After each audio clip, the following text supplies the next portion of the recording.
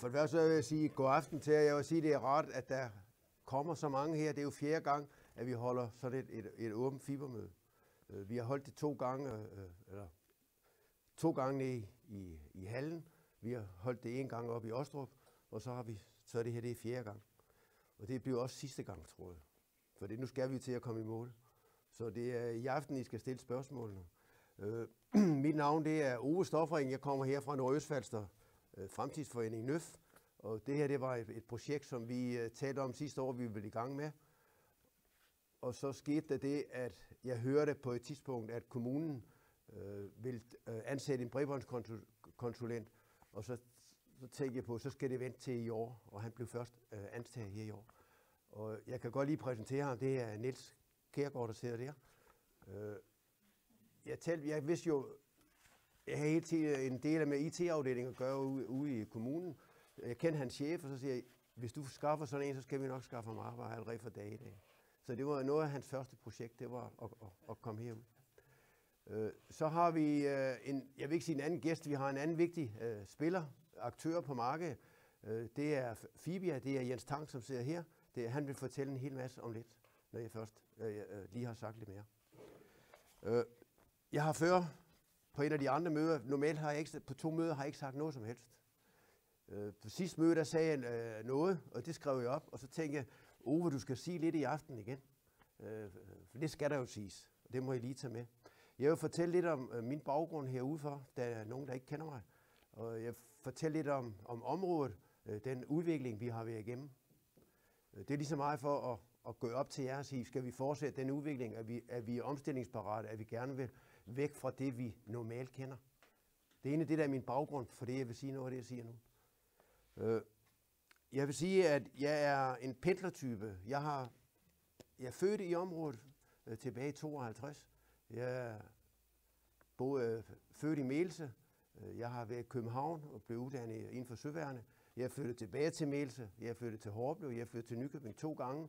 Men hver gang har det vist sig, at jeg altså er kommet tilbage til Horbelev. Så et eller andet sted, så skal vi have gang i Horbelev. Jeg har boet her siden 91 i sidste omgang, så det vil sige 15 år. Så det er egentlig et af de bevæggrunde, jeg har i dag, at det er, at vi skal gerne have udvikling i området, som vi altid har haft. Nu skal vi bare have udvikling med noget andet. Mine oplevelser herude, for det var særligt sidste år, det begyndte at gå helt galt, det var Stofa. Men normalt skal man ikke nævne noget, men da de ikke er her mere i byen, så kan jeg godt nævne det. Herude bagved, der har vi en stor antennemast. I flere år har vi fået signal fra den her antennemast, og jeg vil sige, det har ikke været godt. Sidste år, der var jeg simpelthen nødt til, på grund af, at jeg har en søn, der gerne vil se fodbold, han vil se noget mere sport, der var jeg nødt til at sige det op. Og så gik jeg, og hvad havde jeg anden mulighed? Jeg havde mulighed, jeg gik over til TDC og UC, og så i dag vil jeg godt indrømme, at jeg har kobberbaseret internet i dag. Men for mig er det ikke nok, vil jeg skynde mig at sige. For mig er der kun én ting, det er fibernettet, og derfor var det, at jeg egentlig er gået videre med det. Det bedste, vi kan få, det er fibernet. Det eneste, der matcher fremtidens krav. Det andet, det er en lappeløsning. Og jeg vil godt komme nærmere ind på, hvorfor jeg siger det. Det er ikke fordi, at jeg står her og bare siger det, for jeg har været i TDC i 29 år. Så jeg mener, jeg har lidt belæg for at sige det. Det, der sker, det er, at da vi skifter, det var det, jeg var inde på, der gik jeg efter fiberløsningen, kunne jeg ikke få. Jeg kunne starte med UC, og jeg vil også sige, det er rimelig godt, men når vi er kun 3 i familien, når vi ser fjernsyn, og den ene her skal også spille lidt, og jeg vil sige, så har vi ikke nok signal, selvom vi er endda heldige, vi har cirka 30 megabit derhjemme, på grund af, at vi har noget, der her bundling, hvor vi har 2 par. Så det er ikke, vi er egentlig godt stille, hvis man ser sådan på det. Men for os er det ikke nok. Nogle har måske kun 10 megabit og sådan. Men det er årsagen til, at vi er fortsat. En sen nattime, der fik jeg udarbejdet en projektbeskrivelse.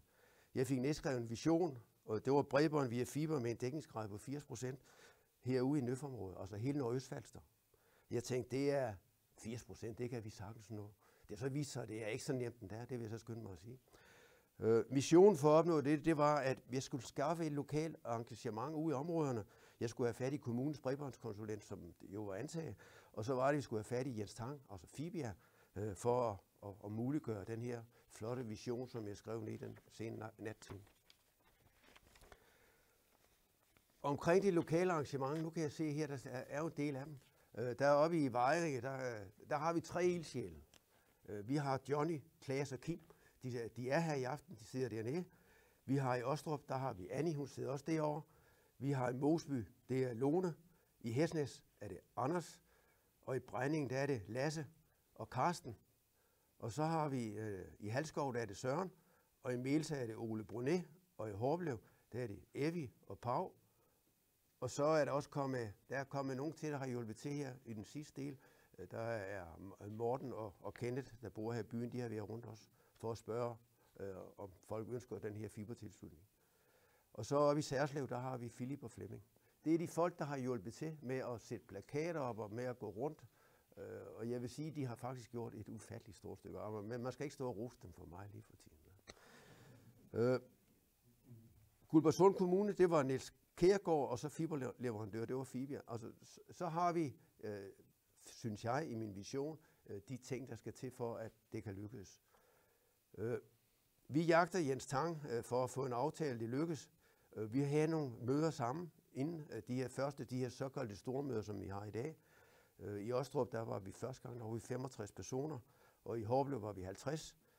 Så havde vi igen et møde i Horbelev, hvor vi er cirka 60 personer, og så vi i dag, hvad er vi 20-25 stykker, når jeg sådan kigger.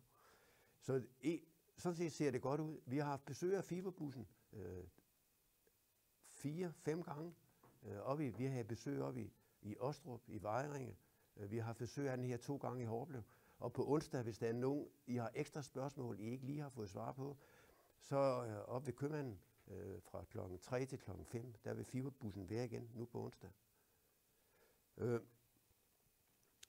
Men tilbage til lidt historie her fra området. Et kort view set fra det område, som jeg er født og opvokset i. Min opvækst herude, det har været, at jeg var tit med min far ude på arbejde. Han var blikkenslager, og hans område var hele Nordøstfalster. Og det har simpelthen bevirket, at jeg har fået et rimelig godt kendskab. Når man er barn, så kommer man ind mange steder, hvor ikke man normalt skal være, så jeg kender området på godt og ondt. Og med udgangspunkt i alle de afkroge, der vil jeg prøve at lave et rids af udviklingen her i vores område, som jeg har oplevet eller har fået fortalt. Et område, der historisk altid har været med helt fremme. Der har vi vist, at fremskridt er vejen frem. Man har ikke været bange for at prøve noget nyt. Altså, man har ikke holdt sig tilbage. Man sagt, selvfølgelig skal vi være med, når nogen vil komme med noget andet. Jeg vil også prøve at komme ind på nogle af de situationer, hvor det er at være godt tilfreds. For det oplever vi også derude, når vi skal ud og spørge, så siger folk, jeg er godt tilfreds. Så jeg vil egentlig prøve at beskrive nogle situationer, som jeg har oplevet om at være godt tilfreds. Som jo egentlig, når man kigger i bagklogskabens navn, måske godt kunne have været anderledes.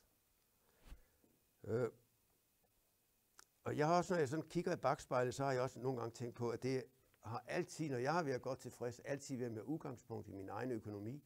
For så koster det mig jo ikke noget. At være godt tilfreds, det er jo at fortsætte det, som man er vant til, så længe det nu holder.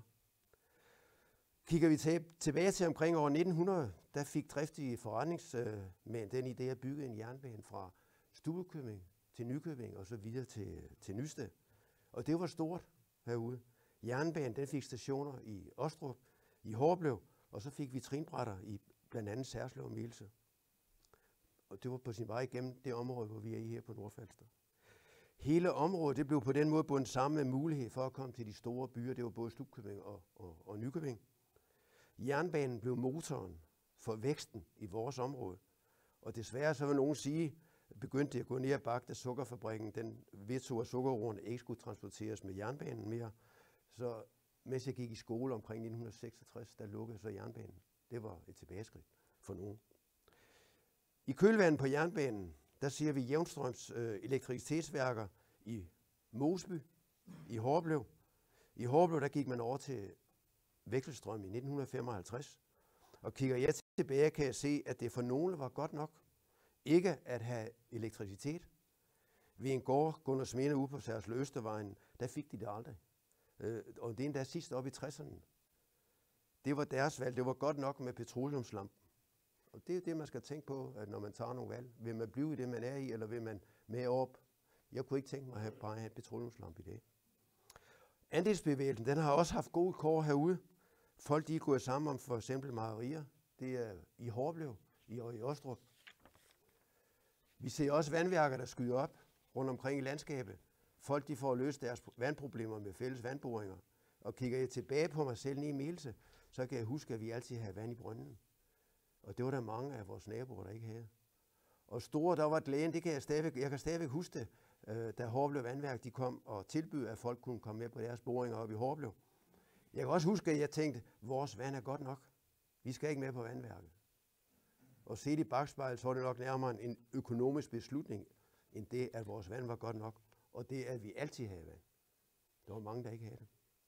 Så da vi solgte huset i 78, hvor jeg havde rost vores vand og eget vandværk til skyerne, så gik der ikke ret lang tid. Så var det ikke godt nok længere. De nye, de blev syge af vandet. Heldigvis havde vandværket de havde været forudseende. De havde afsat et stik ved ejendommen. Og en af de ting, jeg vil sige her også, hvis ikke vi får fiber, så skal vi ikke regne med, at det sker i vores tilfælde. Det er kun, hvis der kommer nok tilslutninger, vi kan regne med, at der måske er et stik afsat derude ved vejen.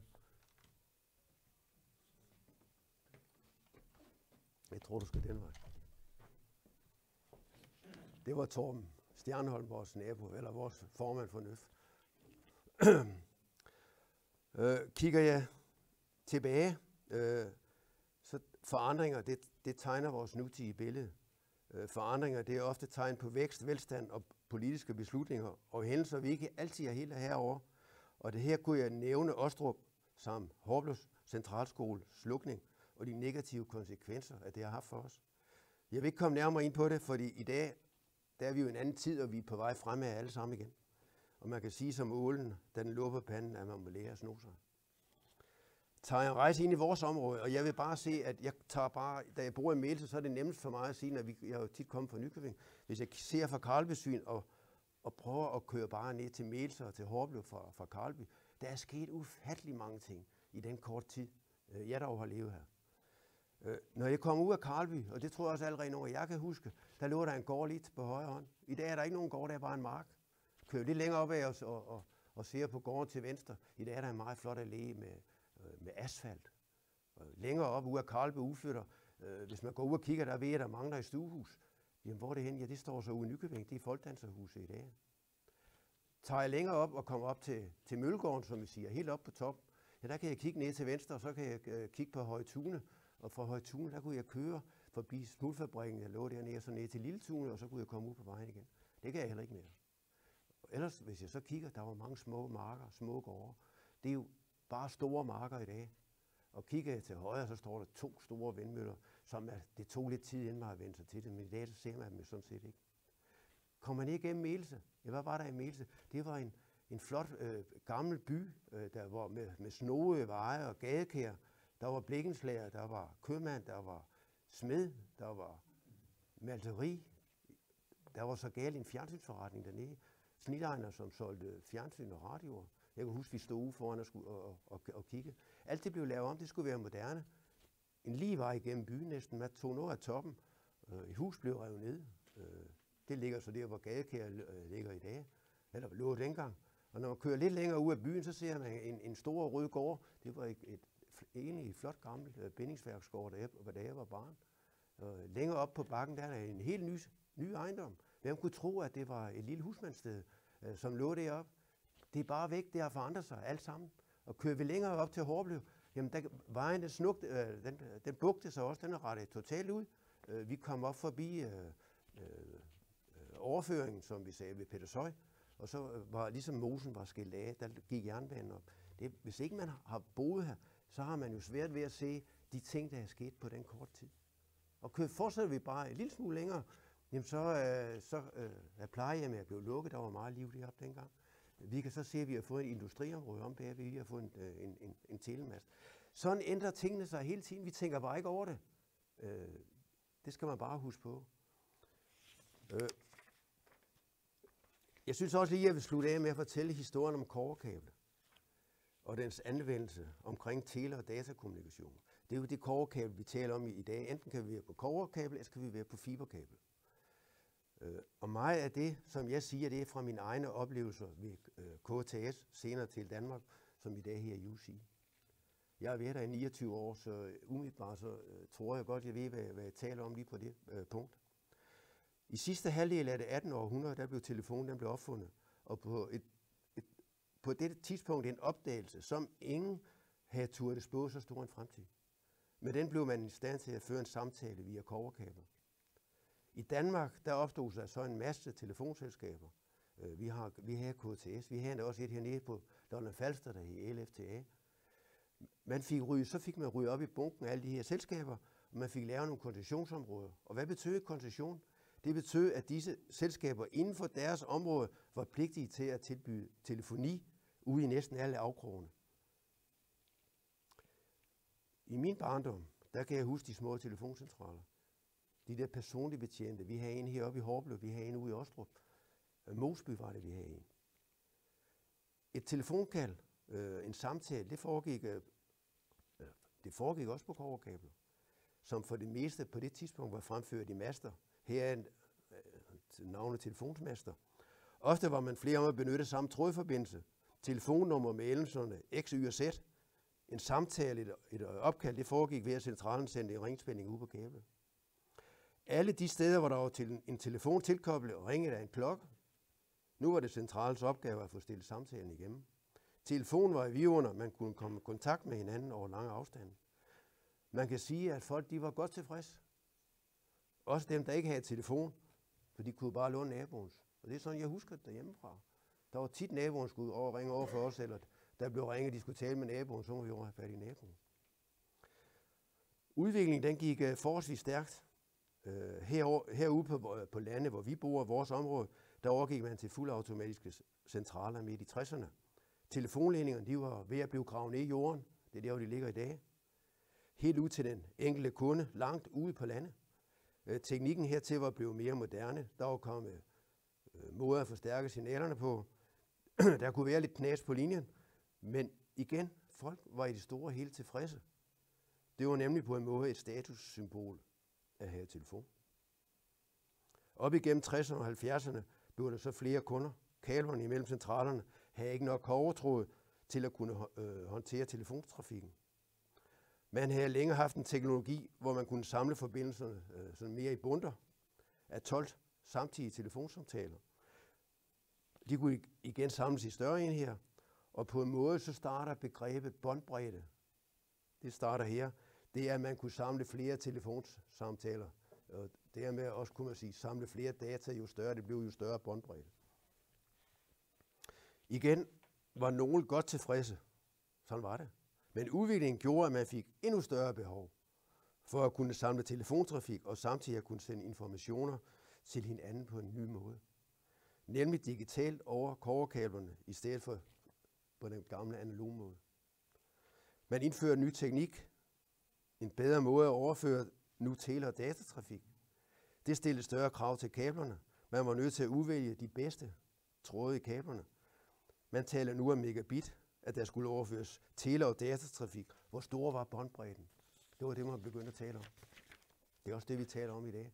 Hvor meget båndbredde kan vi få på en fiber? Det er simpelthen, hvor mange data. Er det så lidt data, eller så meget data? Tiende krav til større båndbredder. TDC, de her nu, det her i 8 megabits anlæg på kobber imellem de store byer, de store centraler. Et 8 megabits anlæg i dag, det er jo ikke ret meget. Det gjorde, at industrien i 80'erne fik styr på transmission af data på lyslærekabler. Nu var der ikke problemer med krydstale og dæmning, hvor langt kunne man nå ud. Nu var det mere snavs og silikone og andre urenheder i og omkring fiberen, der satte sine begrænsninger. Nu er det optiske impulser, lys eller ikke lys, hvis man står med en lommelampe, ligesom man tænker med morse i gamle dage. Begrænsninger de lå i fiberen og det tilkoblede udstyr. De første anlæg hjemme på lys var helt nede på 2 megabit. Fiberen var kommet for at blive, og nu overføres ufattelig mange samtaler eller ufattelig meget datatrafik på en fiber. KTS senere TDC digitaliserer op igennem 80'erne og 90'erne. En overgang var man parat til at skrotte de gamle kobberkabler og fortsætte udbygningen udelukkende med fibernet. Her skriver vi så i midten af 90'erne, for mit vedkommende kan jeg huske, at vi faktisk sagde til leverandører af måleinstrumenter, der satte på kobber, at det var passé. Vi var faktisk derinde. Så var det, at TDC det blev solgt, og så skete der noget andet. Ny teknik, der presser mere ydelse ud af kobberkabler, samt det faktum, at TDC blev solgt, at telemarkedet blev liberaliseret, har gjort, at vi i de såkaldte yderområder, det vil sige det her, hvor vi bor, ikke skal forvente, at vi får det bedste og mest fremtidssikrede teknik, nemlig datatrafik over fiberforbindelser. Det er simpelthen ikke rentabelt, hvis pengene skal tjenes hjem igen på 10 år. Vi er så heldige, at der er nogen, der siger, at vi vil godt have en anden tidshorisont i dag. Vi ser i stedet, at man vil presse mere trafik ud igennem mobiltelefonen og digitale mobile server. Server, det er sådan noget, hvor man samler trafikken i. Det er godt på vej, men man skal bare huske her, at jo mere båndbredde, jo mere man vil presse ud igennem mobilnettet, det kræver flere master. Det vil sige, at der kommer endnu flere master ud i vores område at stå. Og det er der også nogen, der ikke kan lide. Og trafik i luften, det anses ikke lige så sikkert som trafik ned i jorden i fiberen. Og det er også derfor, vi sagde, eller da vi begyndte at starte det her i gang, at det vi vil satse på herude i første omgang, det er, det er bredbånd via fiber. Vi har også sagt, hvis der er nogen, der kommer i klemmen, som ikke får bredbånd på en fiberforbindelse, der bor ude i de områder, væk fra de områder, som nu Jens på et senere tidspunkt vil sige, det er de sikre områder, det er de gode områder, så har vi lovet at hjælpe til, for der er også andre teknologier, men det er ikke nær så godt som fiber. Da vi startede projektet, så var det ikke et spørgsmål, om det skulle være i Horbelev, eller i Bregninge, eller i Vejring, eller Ostrup, eller Mosel. Det var et spørgsmål om, det skulle være hele Nordøstfalster. Altså ved at stå sammen, ved at løfte i flok, så kan vi få hele området op i, kan vi sige, Superligaen, hvis vi sammenligner det med fodbold, op i den allerbedste række. Det er ikke kun sådan bare en lille enklave som en by som Horbelev, der skulle have fiber. Nej, hele området. Og det kan vi kun få ved at hjælpe hinanden.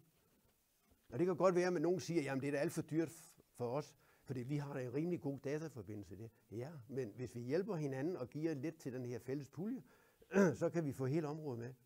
Og hvad sker der, når vi får området med? Så bliver vi et attraktivt område. Vi bliver et område, hvor folk vil komme til. De vil flytte herud.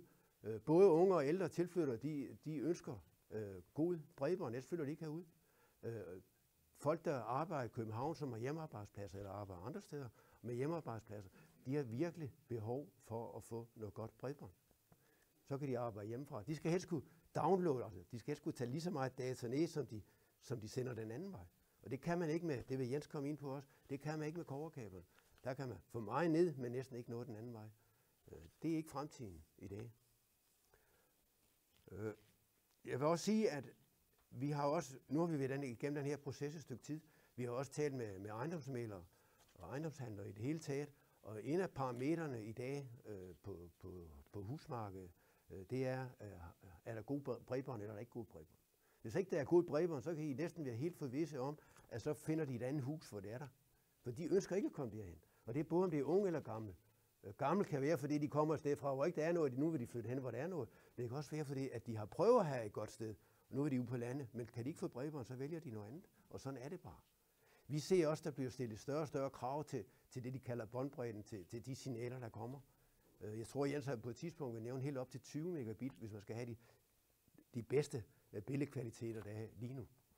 Og det er et marked, der vil kræve mere og mere og mere. Så jeg vil sige, at vi har her nu en unik mulighed for at komme op i Superligaen. Vi har kun os selv at takke for, hvis ikke det lykkes.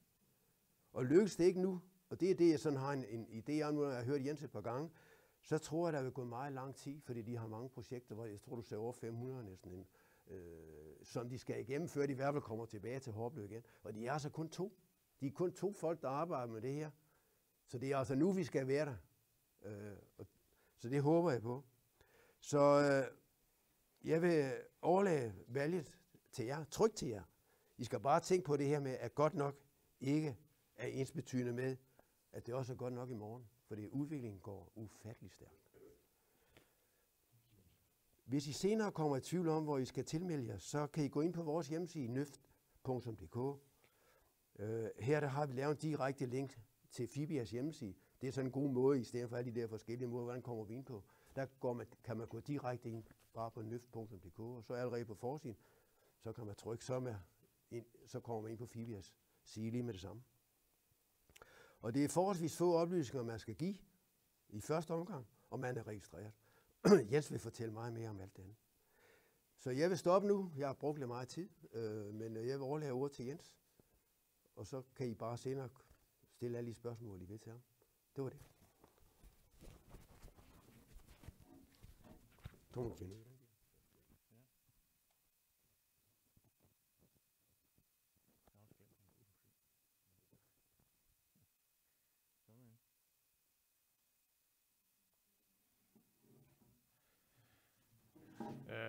Nu er det sådan, at der er flere af de tilstedeværende, som har hørt det, jeg vil sige, temmelig mange gange efterhånden. Så hvis der lyder en svag snorken et eller andet sted fra, så er I tilgivet. Fordi det kan godt blive en anelse ensformigt at høre på det samme gang på gang. Men jeg vil love, at der er faktisk noget nyt i aften, som ikke har været omtalt tidligere. Så det vil jeg komme til om et stykke tid. Det klarer du selv. Nej, du skal klare det selv. Det er ikke den 12. oktober i dag. Hvis det var det, så havde I lidt længere tid til at skaffe nogle tilmeldinger. Det er mig, der ikke har forrettet eller datoen til. Det jeg vil snakke om i aften, det er, hvad er fibernet, hvad kan det bruges til, og hvad koster det? Og det er mest under, hvad det koster, og hvad der kan ydes, der kommer noget nyt. Så de af jer, der har hørt mig nogle gange, I må være over mig og holde jer vågen, indtil jeg kommer dertil. Det, der er vigtigst, det er, at hvis I har nogle spørgsmål, som er afgørende for, om I synes, at fibernet er en god idé, så er det i aften, I skal sørge for at stille dem. Der kommer, som Ove var inde på, en fiberbil på onsdag. Den står ved købmanden her i Horbelev, og ham der kommer, han kan svare på de samme spørgsmål, som jeg kan. Fibia er et datterselskab af CSNVE, som helt sikkert leverer strøm til nogle af jer. For cirka 2 år siden blev vi lagt sammen med en fibernetafdeling i et firma, der hedder Energi, og de laver det samme i Østjylland, som CSNV laver på den her side af Storebælt, nemlig levere strøm til folk. Så udover de helt almindelige årsager til at lægge sådan nogle afdelinger sammen, nemlig at spare nogle penge og sørge for at få centraliseret de væsentligste funktioner, jamen så har det også havde den hensigt at få så mange kunder som muligt, fordi jo flere kunder vi kan sige, der er mulighed for tv-udbydere, jo bedre priser får vi på tv-kanalerne, jo bedre priser kan vi tilbyde jer. Et andet navn, som vi stod på, det er WOW. Nogle af jer har set det i forbindelse med nogle tv-reklamer. Det WOW gør er, at det er dem, som definerer, hvad det er for nogle produkter, vi skal tilbyde vores kunder. Nemlig, hvad er det for nogle internethastigheder, hvad er det for nogle tv-pakker, telefonpakker osv. Så det er det, de gør. De er ejet af, ud over Energi og CSNV, så er de ejet af cirka 10 andre energiselskaber rundt omkring i Danmark. Alt det praktiske, det vil sige salg og kundeservice og etablering af fibernet osv., det er noget, vi klarer i Fibia. Og på den her side af Storebælt er vi til stede 2 steder, nemlig i Svinge i Nordvestsjælland. Der sidder jeg til daglig, og der har vi administration og kundeservice, salg og marketing osv. Og alt vores tekniske personale sidder i Haslev. Ove har lidt været inde på, hvordan det her møde blandt andet er kommet i stand. Det er gennem et længere tids dialog, vi har haft, og det er sådan, at vi optræder udelukkende på opfordring. Så de områder, der gerne vil have noget fibernet, de henvender sig til os, og så aftaler vi, hvordan vi håndterer det. Og eksempelvis så resulterer det i et møde som i aften, hvor jeg prøver på at give noget information til jer, så I kan vurdere fibernettets anvendelighed. Det er ikke noget, vi har gjort så frygteligt længe. Vi begyndte for cirka 2,5 år siden. Før det blev fibernet etableret alle de steder, hvor, eller ikke alle de steder, mange af de steder, hvor vi lagde el-luftledninger i jorden, eller hvor vi har lavet nyt gadelys. Der er ikke så frygtelig mange luftledninger tilbage, så derfor så gør vi det på en anden måde nu, nemlig på, vi prøver at høre på dem, der gerne vil have noget fibernet, og så kommer vi ud og ser, om vi kan få det til at hænge sammen. Og som Ove siger, vi har rigtig mange, der gerne vil have fibernet, så det er nu, I skal beslutte jer og sørge for at få skaffet tilmeldinger nok. Og det jeg vil bede om, det er, jamen, hvis I har kendskab til, at nogle af jeres naboer og genboer ikke ved, at der er muligheden for at få noget fibernet, jamen, så skal I bedes I fortælle dem det. Og nu fik jeg ikke placeret de her tilmeldingskort, så at alle kunne se, at det var en god idé at tage sådan en.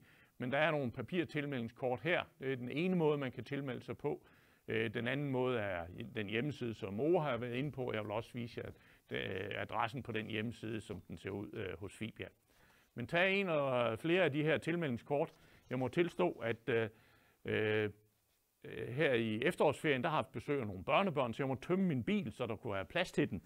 Så da jeg skulle afsted herned, så smed jeg de kasser ned, som jeg troede indeholdt det, de skulle. Det gjorde de ikke, så jeg har kun tilmeldingskort, er der sådan set nok af. Men brochurer, som blandt andet viser, hvilke tv-pakker vi har, dem har jeg lige nøjagtigt 3 af. Og I må meget gerne få den, men det er restlager lige for øjeblikket. Fibernet, hvad er det så for noget? Jamen, Ove har også været inde på det. Det er glas eller plastik, det er lavet af. Vi sender data igennem det ved lyssignaler. Og det gør ikke meget væsen af sig. En fibertråd, den har en tykkelse på cirka en 16-del af et menneskehår. Og alligevel er der plads til ca. 75.000 tv-udsendelser samtidig. Så der er rigtig god plads, og vi siger sådan set, at vi har ubegrænset kapacitet. Så selvom vi i dag maksimalt leverer en hastighed på 500 megabit til private, jamen så er der plads til, at vi kan levere langt mere, hvis det bliver nødvendigt. Mobil bredbånd og CoreNet deler nogle ulemper, og det ene det er, at man skal dele med alle de andre. Så hvis man bruger sin telefonledning som internetforbindelse, jamen så skal man dele med alle dem, der i hvert fald ligger foran en på strengen hen til centralen. Og det samme gør sig gældende, hvis vi snakker mobilbredbånd. Der skal man også dele med alle de andre. Og det er jo rigtigt, som Ove siger, jamen vi kan jo godt både grave flere kobberkabler ned, vi kan også sætte nogle flere mobilmaster op. Men det er sådan set at lappe lidt på en teknologi, som sådan set er ved at være passé. Og det bliver sådan set ikke gjort i særlig stort omfang. Hvis vi snakker fibernet, jamen så er det sådan set fuldstændig ligegyldigt, hvor langt man er væk, hvor mange man skal dele med, så er vi i stand til at levere den hastighed til alle, som de nu engang måtte ønske, op til de 500 megabit, sådan set indtil nu. Og det er en hastighed, der er garanteret, og den bliver tjekket inden, når vi etablerer fibernettet, så bliver det tjekket hver af hastigheden, så er vi sikre på, at vi kan overholde den forpligtelse, som vi nu har indgået. Og så er det sådan, at hvis man oven i det vil have en tv-pakke fra WOW, jamen hvis afhængig af, hvor mange fjernsyn man skal have i gang, jamen så lægger vi den kapacitet, som det kræver, oven i den internethastighed, som I har abonneret på. Og for eksempel skyld kan jeg sige, at hvis man har 3 fjernsyn, der skal køre, så kræver de omegnen af 5 megabit per sekund til en udsendelse i HD-kvalitet. Og det vil sige, at vi lægger 15 megabit oven i den hastighed, I nu har tegnet abonnement på. Så I kan i hvert fald være helt sikre på at have hastighed nok til det, jeres behov nu er. Jeg er rigtig glad for fibernet. Jeg vil ønske, at jeg kunne få det derhjemme, men jeg er en af dem, der bor ude på landet og ikke helt nødvendigvis kan få fibernet. Men det har jeg på arbejde, og det er sådan, at en gang om året, der bliver det undersøgt, folks holdning til, hvordan deres internetleverandør og den internetforbindelse, de har, den nu lever op til forventningerne. Og for 5. år i træk fik vi så her 1. april, det er som regel 1. april, det sker, at vide, at vi var nummer 1 i klassen endnu en gang. Der er en hel masse kategorier, hvor man bliver spurgt ind til, hvis man bliver interviewet over telefonen af det firma, der hedder Loyalty Group.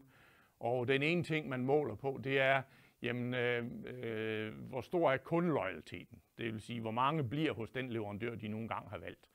Og det tager man så som udtryk for, at jamen, hvis kunderne bliver, så er det nok, fordi de synes, at de får den vare, de betaler for, og at de nogenlunde er tilfreds med ydelsen i forhold til betalingen. Og Fibias løsninger ligger under den øverste her, som er fælles for hele WOW-alliancen. Det næste, jeg vil vise her, det er hastigheden, og der er ingen teknologier lige nu, som kan levere så høj en hastighed til så mange på én gang som fibernet. Så der ligger vi altså også helt klart i spidsen. Og den sidste del, det er stabiliteten. De af jer, som har prøvet at have en ustabil internetforbindelse, ved, hvor irriterende det kan være, fra at man bliver afbrudt i at betale en regning over netbank, eller til at man måske har nogle afbrud i billedforbindelsen til sit tv. Jeg har TDC som leverandør af mit fjernsyn, og her i efterårsferien havde besøg af 3 teenagepiger, og de sidder jo sådan her, man kan se halvdelen af deres ansigt, når de sidder med sådan nogle elektroniske dimser. Fruen og jeg ville godt se noget fjernsyn. Det kunne bare ikke lade sig gøre, fordi da de havde i gang i deres iPhones, så var der bare ikke mere kapacitet til os. Så det blev en meget hakkende forestilling. Så derfor vil jeg ønske noget mere kapacitet. Men hvis vi kigger på stabilitet og hvor det kan have en betydning, så er det sådan, at i en del kommuner, der bliver der lavet forsøg med, og endda nogle steder er det i fuld drift, det man kalder telemedicin. Og telemedicin er som ikke andet end, at man udstyrer patienten med et kamera og en mikrofon, og det samme gør man så i den ende, hvor der sidder en behandler, typisk i kommunen, og så kan man så tale sammen, og man kan se hinanden. Og det kan være alt fra en fysioterapeut, som skal anbefale, hvordan man nu skal blive genoptrænet, hvis man har været hospitalsindlagt, eller til mere alvorlige ting. Og her spiller stabiliteten jo absolut en rolle, fordi de fleste kan sætte sig ind i, at hvis man har en situation, hvor man skal for eksempel måle blodtryk eller hjerterytme, eller hvad det nu måtte være, jamen hvad sker der så, hvis lige pludselig man ikke kan måle noget? Er det så forbindelsen, der er røget, eller er det patienten? Så stabilitet, det har en rigtig stor rolle at spille. Det første sted, jeg blev inviteret ud for at se, om de kunne få noget fibernet, det var i en by, der hedder Æggesløv-Magle, der ligger imellem Slagelse og Skælskør på Vestsjælland. Og ganske som det har været tilfældet her i området, var der en del mennesker, som arbejdede for, at det skulle komme til at ske. Og de var både entusiastiske og ihærdige. Og da det så lykkedes, og i processen, der fik vi mange udtalelser. Og nogle af dem kan jeg genkende fra noget af det, Ove har sagt. Men den, vi har mødt dengang, og som vi hyppigst har mødt, det er den øverste op. Det betyder, at vi igen kan begynde at sælge vores hus. Og det er jo egentlig udtryk for, at jamen, når man har en bredbåndsforbindelse, som er tilstrækkelig til, at man kan gøre hvad som helst, jamen, så er der mulighed for, at man kan arbejde hjemmefra, hvis man har det privilegium. Der er mulighed for, at man kan slutte alle de fjernsyn til, man gerne vil. Og der er mulighed for, at man kan få børnebørn på besøg, uden at de skal sidde og kigge ud i luften, så man er nødt til at se deres ansigter. Så der bliver mulighed for ganske meget. Og lad os sige, for mig der var det sådan set overraskende at få den motivation for, at man gerne vil have noget fibernet. Indtil Æggesløv-Magle, der troede jeg simpelthen bare, det var fordi, man gerne ville have tingene gik lidt hurtigere. Men der var andre motiver. Entusiasmen og forventningerne var store, og vi var rigtig glade, da vi fik en mail efter, at fibernet var gået i luften, og det er cirka 2 år siden nu. Ja, det er det. For den 14.10.2014, der fik vi den her mail fra en rigtig glad mand, som havde fået en hurtig internetforbindelse, og selvom vi ikke lige havde leveret det, vi havde aftalt, så var han glad alligevel, og det er der så senere rettet op på, altså at han har fået det, der var aftalt. Det han fik oveni, det var et knivskarpt tv-billede, og det er en konsekvens af, at der på fibernet er rigeligt med kvalitet. Og som Ove var inde på, jamen selv de nyeste krav, altså det er sådan, at Netflix er de første, som er begyndt at sende tv-udsendelser ud i det, man kalder 4K, og det kræver rigtig, rigtig høj kapacitet.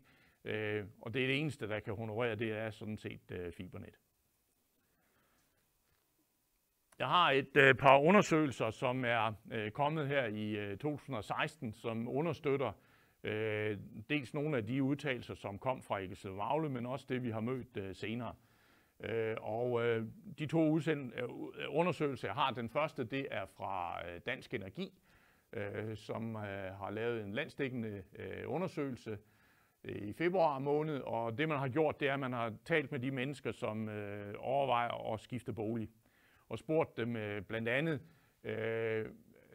i deres overvejelser, om de så vil spørge ejendomsmægleren om, hvilken bredbåndsforbindelse der er. Og det er der 53%, cirka 53%, som synes er vigtigt. Man har også spurgt dem, om ejendomsmægleren skal direkte annoncere med, at der er en bredbåndsforbindelse. Og lad os sige, første gang jeg har set det, det var da Niels Kjærgaard, han sendte mig en kopi af en annonce, der har været i Nykøbing Falster, hvor man som første gang har annonceret med, at der er en bredbåndsforbindelse i det hus, der nu er til salg. Det sidste, og det er jo faktisk noget, vi også er blevet spurgt om mange gange, det er der nogen, der vil betale mere for mit hus, hvis der er en god bredbåndsforbindelse? Og det er der blandt det, man definerer som førstegangskøber, nemlig mennesker mellem 18 og 34 år. Der er der nogle 20%, der godt vil betale lidt mere for et hus, hvis der er en ordentlig bredbåndsforbindelse. For cirka lige godt 14 dage siden var jeg til et møde oppe i Hornsherred, hvor vi skulle diskutere, om de skulle have noget fibernet. Og på vejen derop, nu ved jeg ikke, hvor kendt I er i Hornsherred, men det er et naturskønt område, og det er jo et horn, som det siger, fra lad os sige, en ret stor del af Hornsherred, der er der udsigt til vandet. Og på vej til det her møde, der kørte jeg forbi et hus, der lå lige i et sving, med 180 graders udsigt over Roskilde Fjord. Normalt, hvis man er i den afstand fra København, så betyder det, at man skal af med 2 millioner ekstra, hvis man skal have lov at sidde på terrassen der. Og det bemærkede jeg så, da jeg kom ned til mødet, og så viste sig ham, der er huset til salg. Han var faktisk til stede ved mødet, og han fortalte, at han havde haft 2 fremvisninger i ugen, der var gået, og i begge tilfælde havde de mennesker, der havde besøgt og kigget på huset, spurgt, hvad er der af bredbånd her? Og da han så må sige, der var faktisk stort set ingenting, så var de gået begge par og sagt, så skulle de ikke flytte dertil. Så lige pludselig, og det her ville jeg have forsvoret, så kunne en vandudsigt ud over en fjord blive erstattet med et krav om, at der så også skulle være noget bredbånd. Så det betyder noget for nogle mennesker, og også så meget, at de her førstegangskøbere vil betale lidt ekstra for noget fiberbredbånd. Den anden undersøgelse er en, vi fik af en EDC-mægler i Nakskov i januar, og de har spurgt på en lidt anden måde.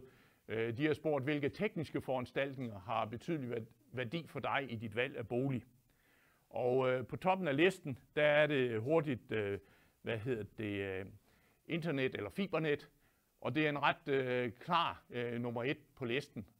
Og lidt overraskende er det jo, at der er folk i den høje aldersgruppe, nemlig over 60, som synes, det er væsentligst, at der er en hurtig internetforbindelse. Så det betyder noget for en hel del mennesker, at der er en internetforbindelse. Og når man så jeg ikke laver andet end det, jeg gør i aften, så kan man ikke engang lade være med at spørge sig om, er det virkelig så vigtigt, som nogle mennesker giver udtryk for? Vi har alle sammen her levet før internettet det overhovedet blev opfundet. Det har lige haft 25 års fødselsdag, og det lykkedes os at overleve endda. Så derfor har jeg prøvet at kigge på nogle teknologier, og han har allerede været inde på en af dem, nemlig den første her, hvor opfinderen af telefonen, Graham Bell, han sagde i 1876, at han kunne forestille sig en fremtid, hvor der var en i hver by. X, Y og Z, der var faktisk, jeg har lige i weekenden, var jeg oppe i det, man kalder andelslandsbyen oppe ved Holbæk, og der er blandt andet en afdeling, hvor man udstiller en masse gamle telefoner, telefoncentraler osv. Og der, hvor jeg kom fra, der har jeg aldrig hørt om anden X og Y. Men det viser sig, at der er mange steder, hvor der har været 4 anparter på en telefon. Og det kunne man så få lov at prøve på de her gamle telefoner, og børnebørnene synes jo, det var en rigtig god idé. Men der er sket en hel del siden, og hvis vi kigger på en anden udtalelse, nemlig en, der troede, der var en verdensmarked for 5 computere, det var IBM's grundlægger, og ham, der sørgede for, at vi kunne have nogle PC'er, som den, jeg står med her. Begge to var der tale om, for begge tos vedkommende var der tale om visionære, fantasifulde mennesker, og alligevel så slog det ikke til andet, end at de troede, der kunne være plads til 5 computere, eller til 1 telefon i hver by. Og det kan man jo sige, det er en underdrivelse af rang. Mange af jer har en telefon i lommen, som udover den kan ringe til dem, man nu vil snakke med, jamen så har den datakapacitet, som langt overstiger, hvad der var i de 5 computere i 1943, hvor udtagelsen her den faldt. Så der er sket meget, meget, meget mere udviklingsmæssigt, end nogen overhovedet har kunne forestille sig. Og det vil sige med det er, at vi har kun set spidsen af jetjageren med hensyn til udviklingen af internet. Der kommer til at ske rigtig meget mere, og det er derfor, at I skal interessere jer for at få så meget kapacitet ind i huset som overhovedet muligt.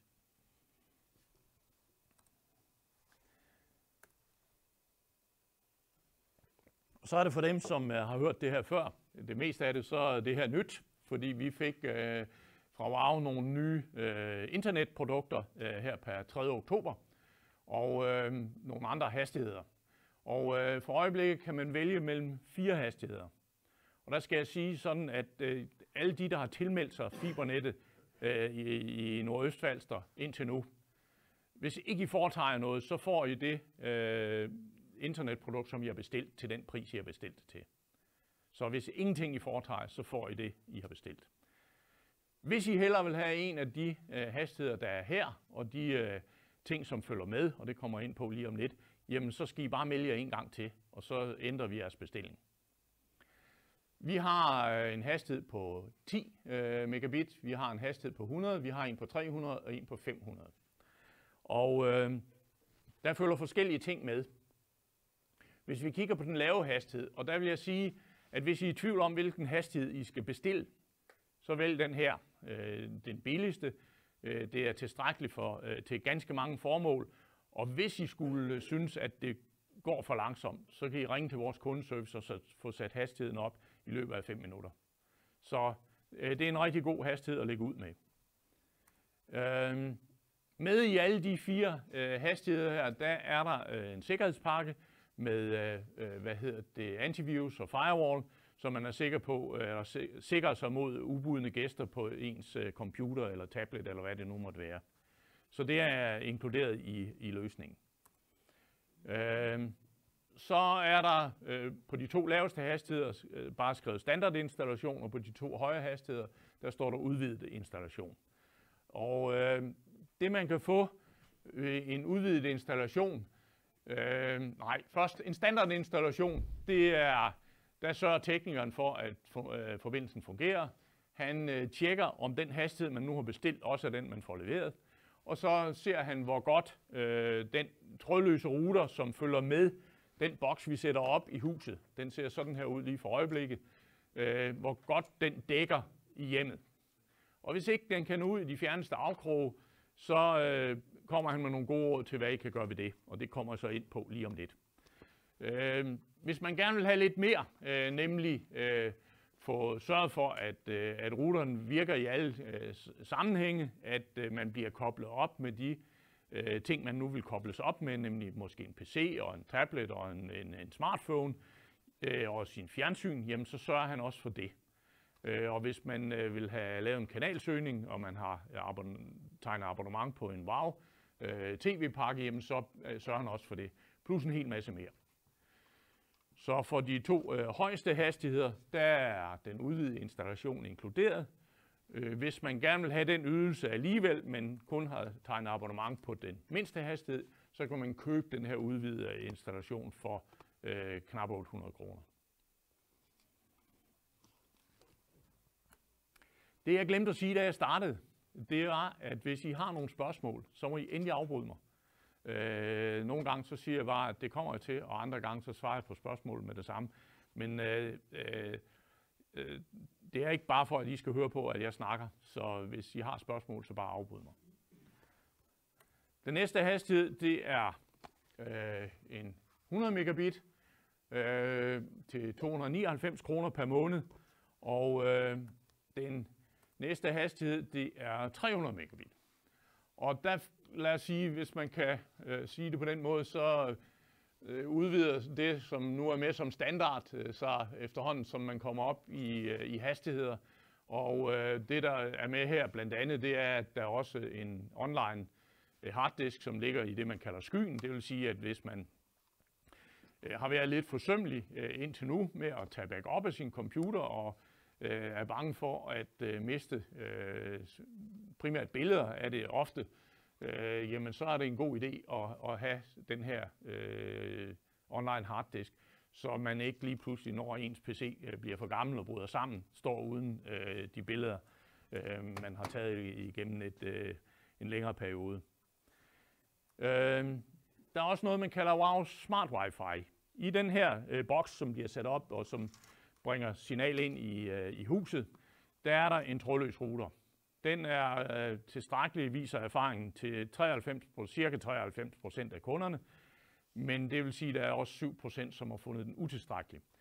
Og derfor så har vi lavet det, vi nu kalder Smart Wi-Fi, og det består i, at hvis man ser på den situation indtil dags dato, kan man sige, jamen så kommer fiber eller signal ind i den boks her, og så er der en trådløs router, som rækker et eller andet til et eller andet procentdel af hjemmet. Hvis man etablerer en smart wifi, jamen så sørger vi for, at det dækker hele hjemmet under alle omstændigheder. Og det består i, at man får sådan nogle små bokse som den her, med de 2 højeste hastigheder. Der er der sådan 2 bokse, som bliver sat op, og teknikeren sørger for, at de fungerer og dækker så meget hjem som muligt. Og skulle man have behov for mere, jamen så kan man leje en ekstra for 19 kroner om måneden. Hvordan bliver de sluttet til? Det er trådløst. Det er trådløst, ja. Ja, jeg kommer lidt tilbage til, hvordan boksen fungerer, og hvad der er praktik omkring det. Men i hvert fald med smart Wi-Fi, jamen det er inkluderet i de 2 højeste hastigheder, og hvis man gerne vil have det til de lave hastigheder, jamen så kan man leje sådan 2 bokse for 39 kroner om måneden. Udover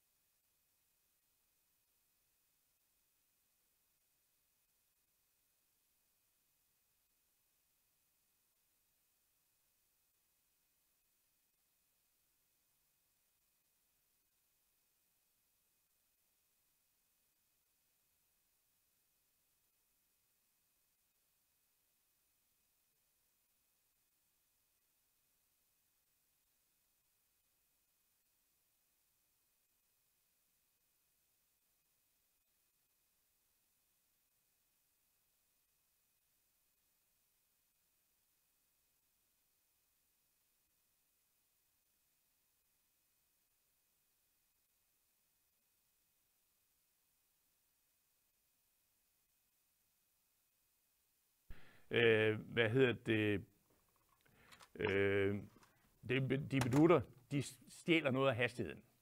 Og hvor meget det er, det afhænger lidt af, hvor god kvalitet det er. De trådløse router, vi sidder her i, det er ikke verdens bedste, det er heller ikke verdens dårligste.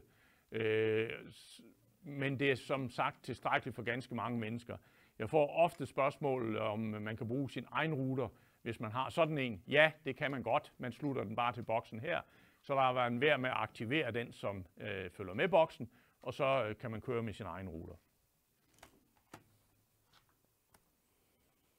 Men når man får sat den der op, så skal der være kabel fra den til sit tv? Ja, det skal der. For det er bedst med. Ja. Er der nogen maksimum 10 meter eller 25 meter eller hvad? Der må jeg blive der svar skyldig. Typisk så vil man jo sætte sådan en boks bag ved fjernsynet, så man ikke kan se den alt for tydeligt. De her er så kraftige, de godt kan sidde inde i en skab. Men fra kablet, fra den her og til fjernsynet, det ved jeg simpelthen ikke, hvor langt den må være. Det har jeg faktisk aldrig blevet spurgt om før. Det er der heller ikke nogen, der ved, det kommer an på forholdet. Ej, kabler? Der tror jeg. Ja, trådløst, der gør det. Ja, men det var kabel, det spørgsmålet gik på. Ja. Jeg vil gerne skaffe svaret til dig. Fordi det er der helt sikkert nogen hos os, der ved en hel masse om.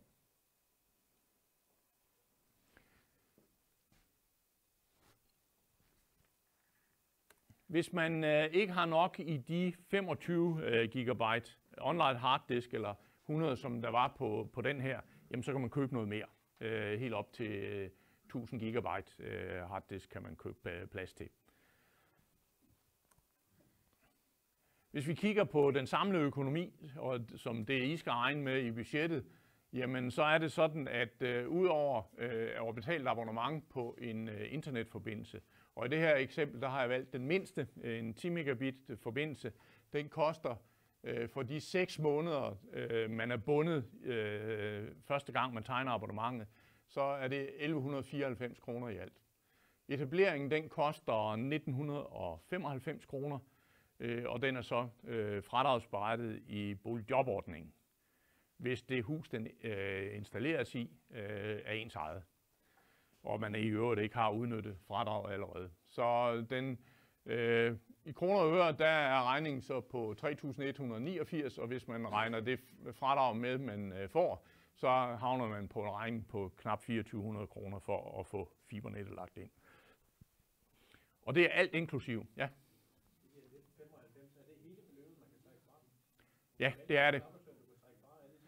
Ja, og der har vi, inden vi kom med den her udtalelse, så har vi været vores etableringsomkostninger igennem en tættekam, og vi kan stå inden for over for skattevæsenet, at alt det, de 1995, og faktisk også mere til, men i hvert fald i 1995, det er arbejdsløn, der bliver anvendt på egen matrikel.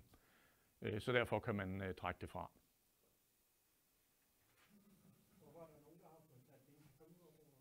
Det er fordi, de er heldigere end jer. Nej, den mindre flabede version her, det er, at etableringsomkostningen, det er noget, der har varieret over tid.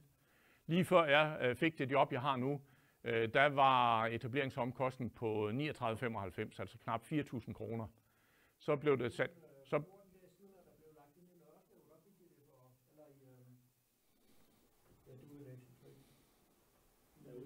de fik det for 500 kroner. Fordi fra 1. april sidste år og frem til 1. januar i år, der var etableringsomkostningen 500 kroner. Og imellem de 4.000, som jeg starter med at nævne, og så de 500 kroner, der var den 0 kroner. Og fra 1. januar i år, så blev det til 1995. Så det er noget, der varierer over tid. Og hvis man slutter sig til fibernettet på et senere tidspunkt, måske om 2 år, jamen så er det den etableringsomkostning, der er gældende til den tid, som man så må betale. Og om det er 0 kroner eller 4.000, det har ingen anelse om. Som I kan høre, så er det noget, der har skiftet ganske ofte. Ja, det her det er alt inklusiv. I får ikke, I får regninger for de abonnementer, I måtte tegne, men ellers får I ikke flere regninger end det, jeg har sagt her. Og nu var der lige inden vi startede mødet, en, der kom, som havde noget forbindelse ned til Idstrup, og han kunne fortælle, at der var nogen, der var utilfreds med, at de har fået nogle forkerte regninger. Og det kan jeg ikke garantere ikke vil ske.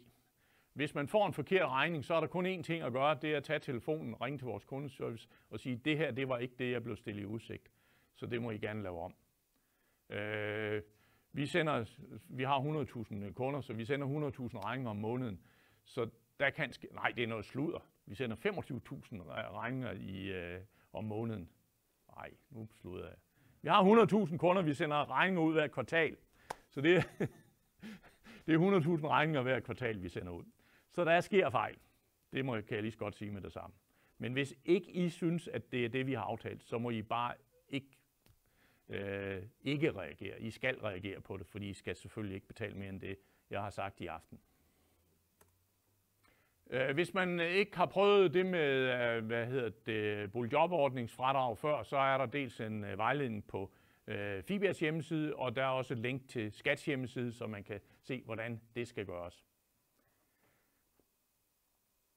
Og det var egentlig det, jeg vil fortælle om internet og internethastighed og hvad der følger med det. Så er der nogle flere spørgsmål til internet? Ja.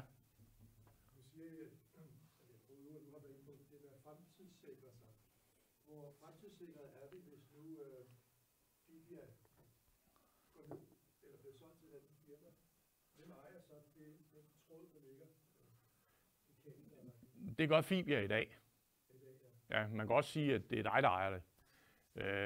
Igennem CSNV, som jo er andelsejet.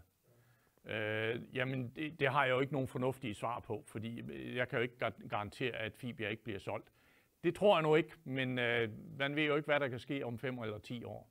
Men det er Fibias ejendom, sådan som det er nu. Og boksen, der sidder i jeres hjem, det er også Fibias ejendom, og det har samme status som en elmåler. Det vil sige, at man må ikke pille ved det og flytte det osv.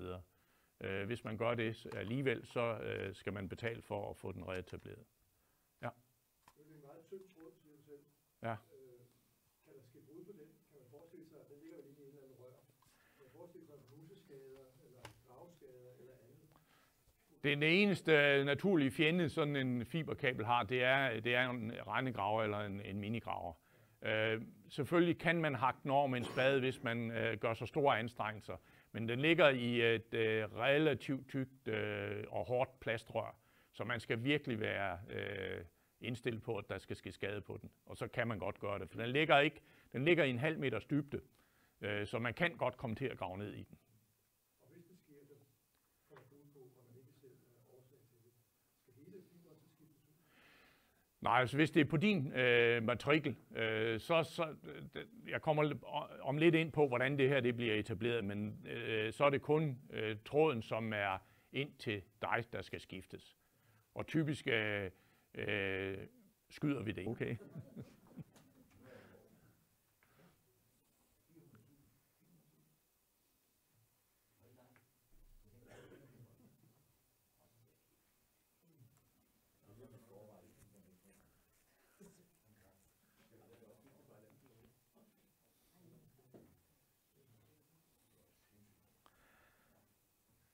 Man har muligheden for at få tv-abonnementer på sin fiberledning. Jeg vil ikke gøre rigtig meget ud af det, fordi inden I når for fibernet, jamen så har både pris og indhold ændret sig i de her tv-pakker. Men måden det foregår på er, at man vælger en af de 8 forskellige pakker her som udgangspakke. Og så kan man supplere den på forskellig vis. Inden jeg lige fortæller noget om det, så kan jeg sige, at den mindste pakke vi har, det er en mini-tv-pakke, og der skal jeg sige, at langt de fleste af de priser, jeg viser i aften, det er listepriser. Men for et par af tv-pakkerne er der nogle kampagnepriser, og der er det så viseligt indrettet, at vi har skrevet det med småt, hvad det så koster bagefter, så man ikke kan læse det, når man sidder bare 5 meter fra skærmen. Og det er også derfor, jeg kun har taget 3 brochurer med, fordi det er der, alle de rigtige priser står i. Nej, I kan gå ind på enten Wowz eller Fibias hjemmeside, og der kan I se, hvad listeprisen er. Og der kan man læse det noget bedre, end man kan på de her aftryk af skærmbilleder. Så mini-tv-pakken koster 49 kroner per måned i 3 måneder, så er prisen 129 kroner derefter. Den består basalt set af de kanaler, I betaler licens for, dog minus TV2. Så det er Danmarks Radios programmer, plus nogle svenske, norske, tyske og franske kanaler. Og den er mest beregnet på de, der har et ret basalt tv-behov.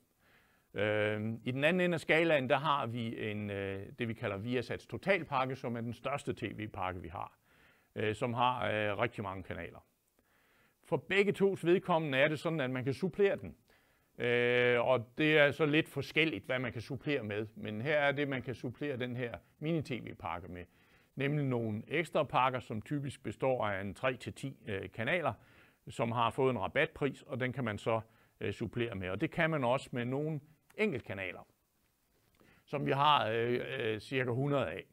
Så hvis man starter med sin mini-tv-pakke, så kan man så købe en ekstra pakke og nogle ekstra kanaler. Og de 2 sidstnævnte her, jamen der skal man bare have dem en måned ad gangen. Så hvis der er en eller anden begivenhed, nu kan det være OL, som vi havde her for en måned til halvanden side, jamen der kan man så bestille en ekstra stor sportspakke, have den en måned. Når man er færdig med at se OL, så siger man den bare op igen, og så er det færdigt med det. Man kan enten bestille dem ved at ringe til vores kundeservice, eller via sin fjernbetjening. Så det er ganske enkelt både at bestille og sige op. Man kan ikke bruge de der tv-kanaler, man har inde nu. Man skal ordne det med ordentligt. Ja, sådan er det lige nu. Der er der en monopol for Wowz side. Ja.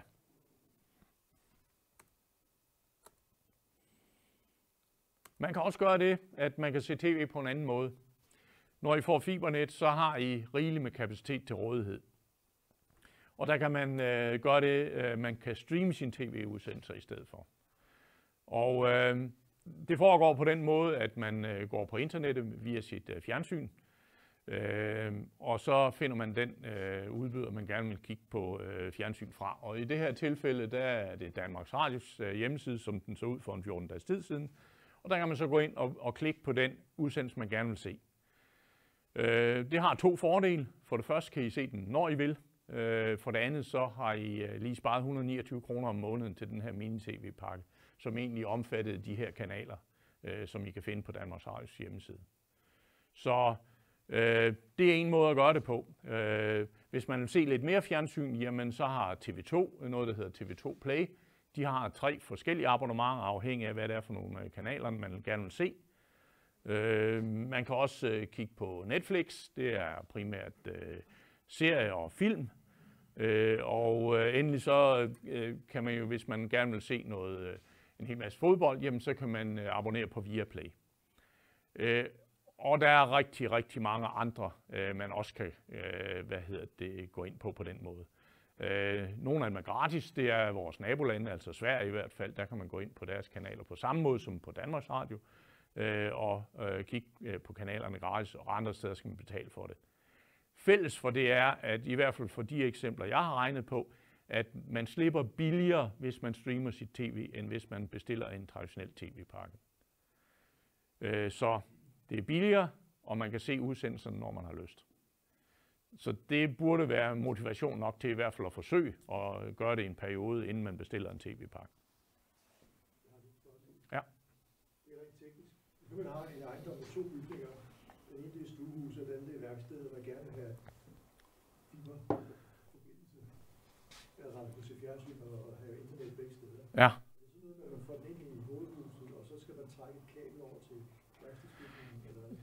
Ja, med mindre at værkstedsbygningen er så tæt på, at en trådløs forbindelse kan række. Men det vil måske give et dårligt signal. Og så er det, som du siger, så trækker man en kabel. Så hvis nu naboen kommer ikke til mig og spørger, kan du ikke lige trække et kabel over til mig, så kan jeg også se det der. Ja. Er det så noget, man gør? Det håber jeg sandelig ikke, fordi så bryder man loven. Ja. Altså, det gør vi slet ikke. Altså, det begiver vi os slet ikke ud i. Men jeg kan sige, at dem, der har rettighederne til tv-udsendelserne, de er rimelig strikse. Og bøderne, de er mega store. Men hvor meget de går ud af at kontrollere det, det har jeg ingen anelse om.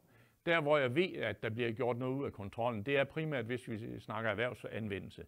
Og de fleste af jer har garanteret siddet i et venterum på et værksted. Og mange steder, der kan man se TV2 News for eksempel. Hvis ikke de har licensforholdene i orden over for den udbyder, de nu bruger, så får de en mega stor regning på det. Jeg ved, at der er nogen, der har fået det, og jeg har glemt beløbene, men det er rigtig mange penge. Så det synes jeg ikke, I skal. Men det er ikke mig, der render rundt og kigger ind af vinduerne. Der var også et spørgsmål her, synes jeg. De der tv-pakker, er det også minimum 6 måneder? Pakkerne? Nej, det er det kun, hvis du vælger en, der er kampagnetilbud på. Så er der en bindingsperiode på 6 måneder. Ja, og ellers så kan du bestille dem og sige dem op, ligesom du nu... Du skal have dem en måned ad gangen. Ellers kan vi ikke finde ud af at sende en regning på det. Nej.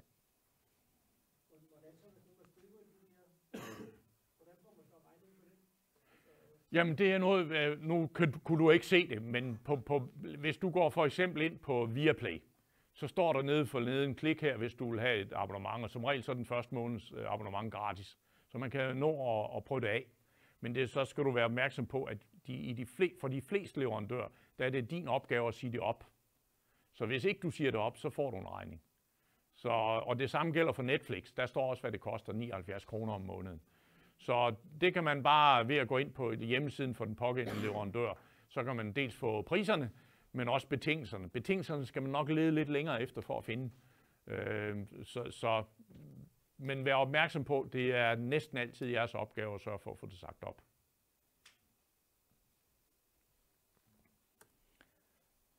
Så vil jeg fortælle noget om det rent praktiske. Det første trin, det er vi i gang med nu, nemlig information om fibernet og hvad det er, og hvad det koster. Og som Ove sagde, så hvis ikke I får svarene i aften, så kan I henvende jer i fiberbilen, som står ved købmanden på onsdag mellem kl. 15 og kl. 17. Alternativt kan I ringe til vores kundeservice. De kan svare på de samme spørgsmål, som jeg kan. Udover det formål at give noget information, jamen, så vil vi gerne have nogle tilmeldinger. Og som sagt, så fik jeg det her placeret, så ingen kunne se dem, så derfor er der ikke ret mange af jer, der har fået sådan en tilmeldingsblanket. Men det er en måde at tilmelde sig. Den anden måde, det er at gå ind på enten NØFs hjemmeside, altså nøf.dk, eller gå ind på den, der hedder www.fibia.dk/nøf. Der kan man melde sig til. Hvis I vælger den skriftlige variant her, så har jeg en bøn til jer, og det er, I må meget gerne bruge blokbogstaver. Uanset om I afleverer den til mig i aften, eller om I sender den med posten, så er det sådan, at vi har nogle studentermedhjælpere til at flytte informationen herfra over i ordresystemet, og de har ikke hørt om noget, der hedder skråstrejft. Så de kan ikke læse det. Og det er væsentligt, at vi får som minimum jeres e-mailadresse og jeres telefonnummer rigtigt, fordi så kan vi altid komme i kontakt med, hvis ikke vi kan læse resten. E-mailadressen er vigtig i forskellige sammenhænge, men blandt andet, når vi skal sende en ordrebekræftelse til jer, så står der både på den skriftlige her, men også på den hjemmeside, som jeg viser lige om lidt, at der er tale om bindende tilmeldinger. De er ikke mere bindende, end at I har 14 dages annulleringsret, efter I har modtaget en ordrebekræftelse. Men det er svært at udnytte den annulleringsret, hvis aldrig I får ordrebekræftelsen.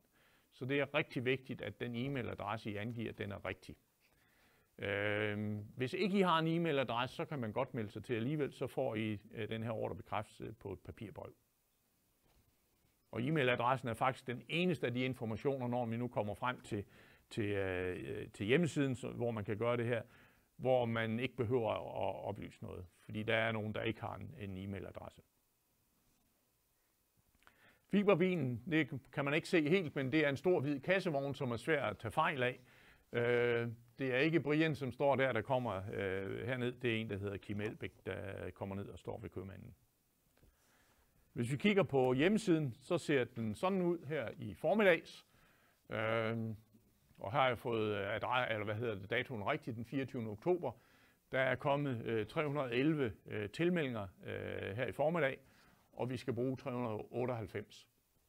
Og tilmeldingsfristen, det er den 6. november. Der er forskellige ting, vi godt vil bruge hjemmesiden til.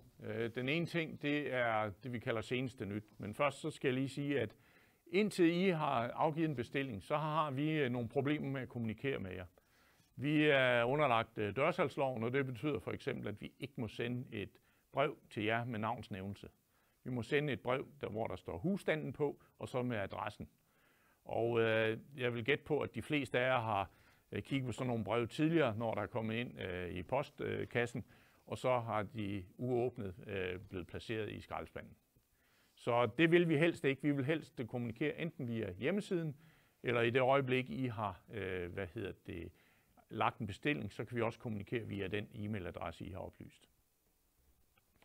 Seneste nyt. Jamen det første, jeg gerne vil skrive på seneste nyt her om ganske kort tid, det er tillykke med, at projektet bliver til noget. Der kommer Fibernet til Nordøstfalster. Det næste, der så kan komme til at stå, det er en tidsplan for, hvornår det så sker. Og eftersom vi nu bevæger os ind i vinterhalvåret, jamen så er det også sådan et sted som her, at hvis tidsplanen bliver forsinket på grund af enten frost eller på grund af alt for meget vand, jamen så er det også her, det kommer til at stå.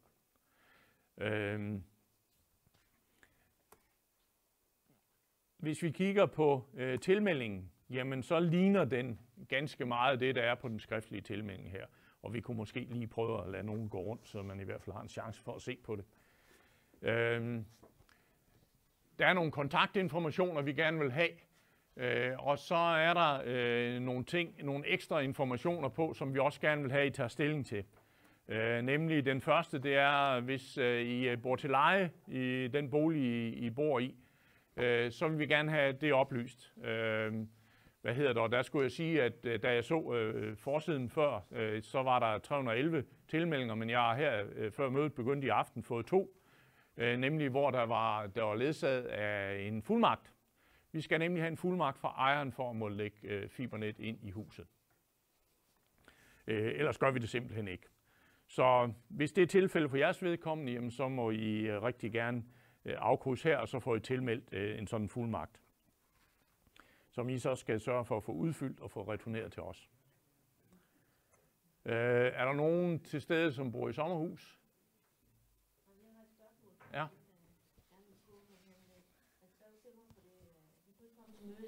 Nej. Men da han havde forstået, der var et eller andet med, at man kunne læse til og fra i nogle måneder, når man bor i fritidshus. Ja. Men jeg kan ikke rigtig læse mig frem til, det er et eller andet med 6 gange om året, eller skal det være efter hinanden, når man melder sig fra? Eller Nej, det kan jeg lige tage kort. Hvis man bor i et fritidshus, så har man for det første lidt adgang til en anden hastighed end dem, jeg har vist jer tidligere. Det er en 50 megabit. Den koster 199 kroner om måneden, så den er, hvis man regner det ud per megabit, lidt billigere end de øvrige. Men det der, hvor den for alvor adskiller sig, det er, at hvis man har fritidshus, så kan man sætte den på pause. Og den skal bare være aktiv en måned om året. Så kan man ellers selv styre det. Det, der er afgørende for, om man kan få det her abonnement, det er, at huset i BBR-registret er registreret som et fritidshus. Så det har ingenting med personen at gøre, men kun med den status, som hus har i BBR-registret. Og den mulighed for at sætte på pause, jamen det gælder både internetforbindelse og eventuelle tv-pakker. Når man så trykker på, er færdig med at udfylde det her, og i parentes bemærket, så må I også rigtig gerne tage stilling til, hvilken hastighed I vil have. Hvis ikke I gør det, så er det os, der gør det for jer. Og der står op for oven, hvad det er, vi gør. Vi tager den billigst mulige, så der sker ikke nogen stor katastrofe, hvis I glemmer det. I bedes vente til I ser den her kvittering på skærmen. Det kan tage 10, 20, 30 sekunder afhængig af, hvor god jeres internetforbindelse er. Men hvis ikke I ser den her kvittering på skærmen, så har vi ikke registreret jeres tilmelding. Så afvent kvitteringen. Samtidig med den kvittering kommer på skærmen, så bliver der sendt en kvitterings-e-mail til den e-mailadresse, I har oplyst. Og hvis I ser den her kvittering på skærmen, men ikke får kvitterings-e-mailen, så er det fordi, I har skrevet en forkert e-mailadresse. Og så bedes I gentage jeres tilmelding. Vi skal nok sørge for at få slettet den overflødige. Eller vi sletter altid, vi beholder den sidste, der er kommet ind, og det kan jo være, at man har fortrudt den hastighed, man bestilt og gerne vil have en anden, men det kan også være, at man har lavet fejl i sin tilmelding. Det sker en gang imellem, faktisk cirka en gang om dagen, at nogen glemmer at skrive vejnummer på. Og i de fleste tilfælde, så kan vi finde ud af det ved hjælp af KRAK eller 118, eller hvad det nu måtte være. Sidste udvej, det er, at vi kan sende en e-mail. Men her til morgen, der fik jeg en uden vejnummer, uden e-mail, uden telefon på. Eller det telefonnummer, der var, det kunne jeg ikke finde nogen som helst adresse på. Men så det er en spildt tilmelding. Det var ikke her fra området, skal jeg sige, men et andet sted. Jo, det kunne jeg kunne se på postnummer, og jeg kunne også se på vejnavnet, og det var ikke noget, der hørte til her.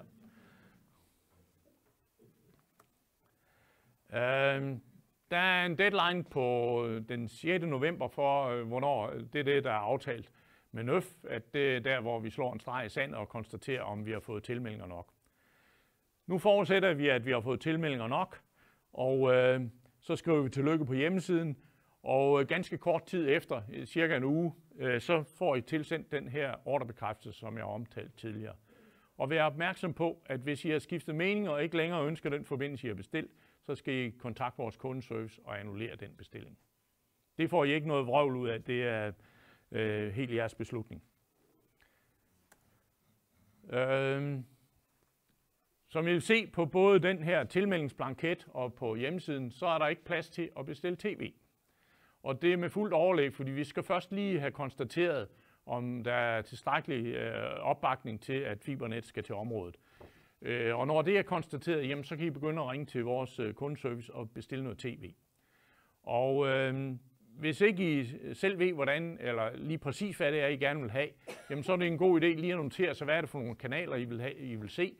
Snak med den kundeservice-medarbejder, I får fat i, og vedkommende er forpligtet til at give jer den billigst mulige løsning, som indeholder lige nøjagtigt de her kanaler. I kan også vælge at gå ind på WOWs hjemmeside og selv krydse af, Og så er der sådan en tæller, som sørger for at følge med i, hvor mange krydser I har sat, som viser både prisen i en eventuel kampagneperiode og prisen, når kampagneperioden er overstået. Men jeg vil tilråde, at I ringer til kundeservice og laver den her bestilling, fordi så er I sikre på, at I får den billigst mulige løsning, som omfatter de kanaler, I gerne vil se. Det der BAU eller hos jer med abonnement på mobiltelefoner, altså med i den pakke der? Nej, det er der ikke. Tak for spørgsmålet, for det glemte jeg at sige. Jeg har i hele taget fuldstændig glemt telefoni, så det var godt, du spurgte om det. Man kan hos WOW, der kan man gå ind under telefoni og så mobiltelefoni, og så kan man se, at de har nogle ganske glimrende tilbud på mobilpakker. Det, der man kan få med på fibernettet, det er fastnettelefoni. Og der er et abonnement på 9 kroner om måneden, og så skal man betale for det forbrug, man har. Men man skal ikke gøre det for pengenes skyld, fordi det er dyrere at ringe på en fastnettelefon end på en mobiltelefon. Vi har stadigvæk ca. 30% af vores kunder, der har fastnettelefon, og det er der forskellige årsager til, men de to hovedårsager, vi hører, det er, at der er nogen, der gerne vil have en fastnettelefon, fordi man har nogle ældre familiemedlemmer, der har svært ved at lære nye telefonnumre. Og det vil sikkert fortsat bestå. Den anden kategori, som er den største, det er dem, der har dårlige mobilforbindelser. Og der er der hjælp på vej. Det er sådan, at de store teleselskaber her i løbet af året har kørt forsøg med noget, man kalder Wi-Fi-calling. Og det er kort fortalt muligheden for, at ens mobiltelefon, i stedet for at søge efter den nærmeste mobilmast, så søger den efter den trådløse router, der sidder i boksen her, og så bruger man den som en slags mobilmast. Jeg har talt nu med 3, som har været med i de forsøg. De 2 af dem synes, at det fungerede fantastisk, og den sidste sagde, at der nogle gange kunne være lidt forsinkelse på. Ligesom I nogle gange kan se, hvis man har en tv-korrespondent igennem fra USA eller andre fjerne steder, så kan man se, at der er lidt forsinkelse på. Men det er så det er de 3, jeg har hørt udtale sig om det. Det har ingenting med hverken fibernet eller internet som sådan noget at gøre, men det er noget, I får stillet til rådighed af jeres mobilleverandør. Og jeg vil sige, at nogle mobiltelefoner, de ældre mobiltelefoner, kan ikke indstilles til det her. Og det er kun jeres teleselskab, der kan fortælle jer, om lige nøjagtigt jeres telefon kan bruges til det. Så for dem, der har dårlige forbindelser, så er der rigtig godt nyt med hensyn til det, man kalder Wi-Fi-calling. Ja. Hvis du kører det der voice over IP, så er det jo via nettet, enten dit cover, eller også er det over fiberen. Ja. For det er jo en IP-adresse, du får tildelt. Det vil sige, at I skal jo stille fiberen til rådighed for mobilselskabet. Ja. Så man kan køre det der, fordi det er jo for at slippe for de dårlige signaler, så det er jo via fiberen, vi skal køre. Jo, nej, så har jeg udtrykt mig forkert, hvis ikke det var det, jeg gav udtryk for. Tak. Ja. Så det er via fiberen. Ja. Og det stiller I til rådighed for mobilselskabet? Ja, det gør vi. Jeps. Ja. Fra den boks der og ud til vores fjernsyn og computer, skal der lægges lyslederkabel? Nej. Det virker? Nej. Enten skal du have et almindeligt, hvad man kalder et netværkskabel, eller også kan det ske trådløst. Så enten et kabel, netværkskabel eller en trådløs forbindelse. Og det kan den tekniker, der kommer og installerer det, sørge for, at i hvert fald hvis det er den trådløse forbindelse, du vælger, at den bliver sat op, så den fungerer. Ja. Hvis nu vi antager, at det lykkes at få skrabet de sidste 90 sammen, Ja. så får vi jo den her dejlige hilsen fra jer. Ja. Hvis nu det ikke lykkes, Ja. der har vi så en mulighed. Det vil jeg godt lige vente med at svare på, fordi der er flere forskellige muligheder. Så det kommer jeg tilbage til lige om lidt. Ja. Nu når vi lige er inde med det spørgsmål. Ja. Hvis altså, det kommer i stand med de der 399 og 98, og vi betaler de der 2.000 kroner hver. Ja. Altså så om et år, så laver I en kampagne, hvor man kan blive tilsluttet for 500 kroner. Ja. Og vi så 1.500 kroner tilbage. Nej. Det gør jeg ikke.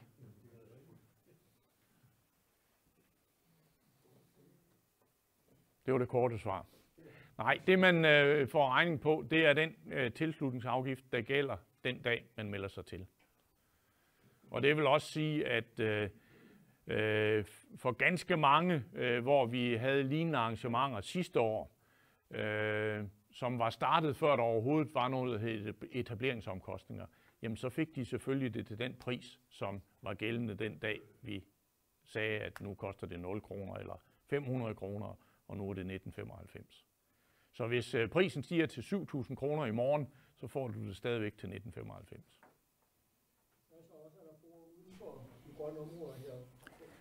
Det kommer jeg også tilbage til lige om et øjeblik. Nu begynder vi så at få etableret fibernettet, og der er to muligheder. Altså, som regel så vi graver i de langsgående veje. Det er ikke noget, der bliver gravet særlig langt ned, cirka 0,5 meter. Og inden jeg kommer til det, så vil jeg egentlig prøve lige at sige, hvad sker der egentlig, når vi nu har fået tilslutning nok? Det første, det har jeg nævnt, der bliver udsendt en ordrebekræftelse til jer. Samtidig med det bliver listen over adresser, der er tilmeldt sig fibernet, sendt til vores projektafdeling. De projekterer, hvordan skal det se ud, hvordan skal kablerne løbe, hvor skal de løbe, hvordan skal vi komme ind til det enkelte hus, osv. osv. Når de har lavet det stykke arbejde, så overleverer de det til de entreprenører, som vi nu har valgt, der kan byde på opgaven. Og så kommer de med nogle bud, så vælger vi en entreprenør, som så søger om en gravetilladelse hos kommunen. Når vi har fået den gravetilladelse tilbage, så kan vi komme med en tidsplan. Det er dog ganske ofte sådan, at det, der tager længst tid, det er desværre ikke hverken kommunen eller entreprenøren, men det faktum, at der skal sættes et eller flere teknikhuse op. Det, der har vist sig at tage længst tid, det er faktisk at få en elmåler etableret til, så de teknikhuse kan få noget strøm. Og det er jo så vores ejere, som er temmelig lang tid om det. Så hvis ikke vi er i et område, hvor der lige nøjagtigt er en elmåler, jamen så tager det rigtig lang tid. Og det kan så være årsagen til, at det tager noget tid, inden vi kommer tilbage med en tidsplan til jer. Og for så at foregribe begivenhedernes gang, så vil jeg sige, at jamen, det tager fra den 6. november i omegnen af 6 til 8 måneder, inden I får fibernet. Det er i hvert fald det officielle svar. Nogle gange går det hurtigere, så det kan vi så håbe på, at det gør i det her tilfælde. Hvis der er frostvejr i 3 måneder i løbet af vinteren, og det er jo der er sket før i hvert fald, selvom det er længe siden, jamen så bliver alle tidsplaner skudt med de 3 måneder. Så begynder vi at grave.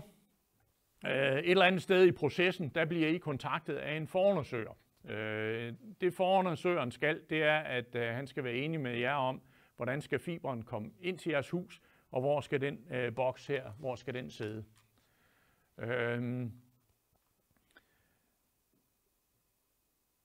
Placeringen af boksen er inkluderet i den etableringsomkostning, I allerede har fået, kun hvis I skal have en meget ukarakteristisk placering af boksen, eksempelvis op på første eller anden sal, så kan der komme en ekstra regning. Ellers så er det inkluderet i prisen. Nogle entreprenører, de graver bare de langsgående veje først, og så kommer de i en efterfølgende arbejdsgang og laver kundestikken, altså skyder eller graver ind til huset. Og i den forbindelse, der må I gerne oplyse forundersøgerne om, der er nogle forhindringer for, at vi kan skyde det ind til huset. Det er både i vores og jeres interesse, at vi skyder til så mange hus som muligt, fordi så er vi fri for at komme og etablere følgeskader. Altså hvis vi skal grave ind af en indkørsel eller igennem en have, så kommer der jo uvægerligt nogle sætningsskader på et eller andet tidspunkt, hvis ikke vi lige får stampet renden godt nok. Så det vil vi helst være fri for. Så det er noget, I snakker med forundersøgerne om, ligesom I skal tænke en lille smule over, hvor I vil egentlig have boksen siddende. Og som vi har snakket om nogle gange, jamen, så er der muligheden for enten at forbinde jeres computer og fjernsyn med kabler eller med trådløs. Men hvis det er kabler, I vælger, så er det jo ikke praktisk, at den sidder helt nede ved gulvet. Så skal I ned og kravle hver gang, I skal skifte kabel ud, udover at I sikkert kommer til at beskade den med en støvsuger. Så tænk en lille smule over, hvor I vil have den. Det er ikke praktisk at have den i et badeværelse eller inde i et skab. Hvis I siger til forundersøgeren, hvor I synes, den skal være, jamen, så er det sikkert, at den kommer til at ende.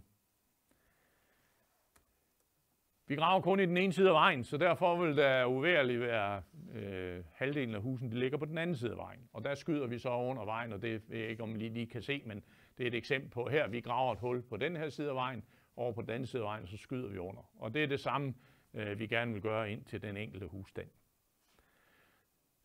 Når vi er færdige med alt det, så plejer entreprenøren at rydde pænt op efter sig. Det er heldigvis hovedreglen. Det sker dog, at det ikke er tilfældet.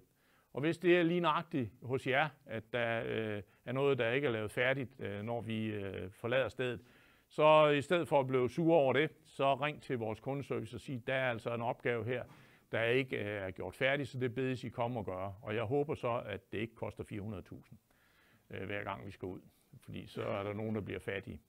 Så ring til os, hvis ikke arbejdet er udført ordentligt. Så får I det, vi kalder et tilslutningsbrev. Et tilslutningsbrev, det indeholder blandt andet den dato, hvor vi kommer og etablerer fibernettet.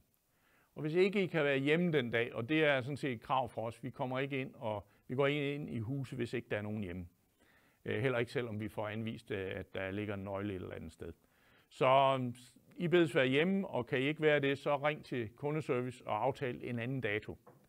Fordi hvis fiberteknikeren kommer ud til at forgæves, og I stadigvæk vil have fibernet, jamen så får I en bon på 500 kroner for et forgæves besøg. Så kommer teknikeren, og det han typisk gør, det er, at han borer et hul igennem fundamentet og ud. Og det kan se sådan ud her, rent stilistisk, og så får han fat i det rør, som entreprenøren han har efterladt, og så sørger han for at forbinde boksen med fibertråden. Og det kan tage alt fra en halv til 3 timer, afhængig af, hvor kompliceret det er, og hvilken form for installation I har bestilt. Og når teknikeren går ud af lokalet, så har I forbindelse til omverdenen. Og kravet til at få det etableret, det har vi været lidt inde på. Og så fik jeg et spørgsmål, hvad gør vi så, hvis ikke vi får opfyldt det her? Nu er det sådan, at da vi aftalte, hvordan det her det skulle foregå, så aftalte vi med NØF, at jamen, inden de gik i gang, så skal vi være sikre på, at det er et projekt, som kan lade sig gøre. Det skal være inden for mulighedens rækkevidde. Og derfor kunne jeg også se, at jamen, der er ikke tale om, at det er alle husstande inden for det, vi kalder afgrænsning. Og det, vi kalder afgrænsning i den her sammenhæng, det er alt, hvad der ligger inden for de her røde streger. Det skal kunne lade sig gøre, og det kan det som regel. Jeg kommer lidt tilbage til nogle eksempler om lidt, hvis vi snakker om 55%.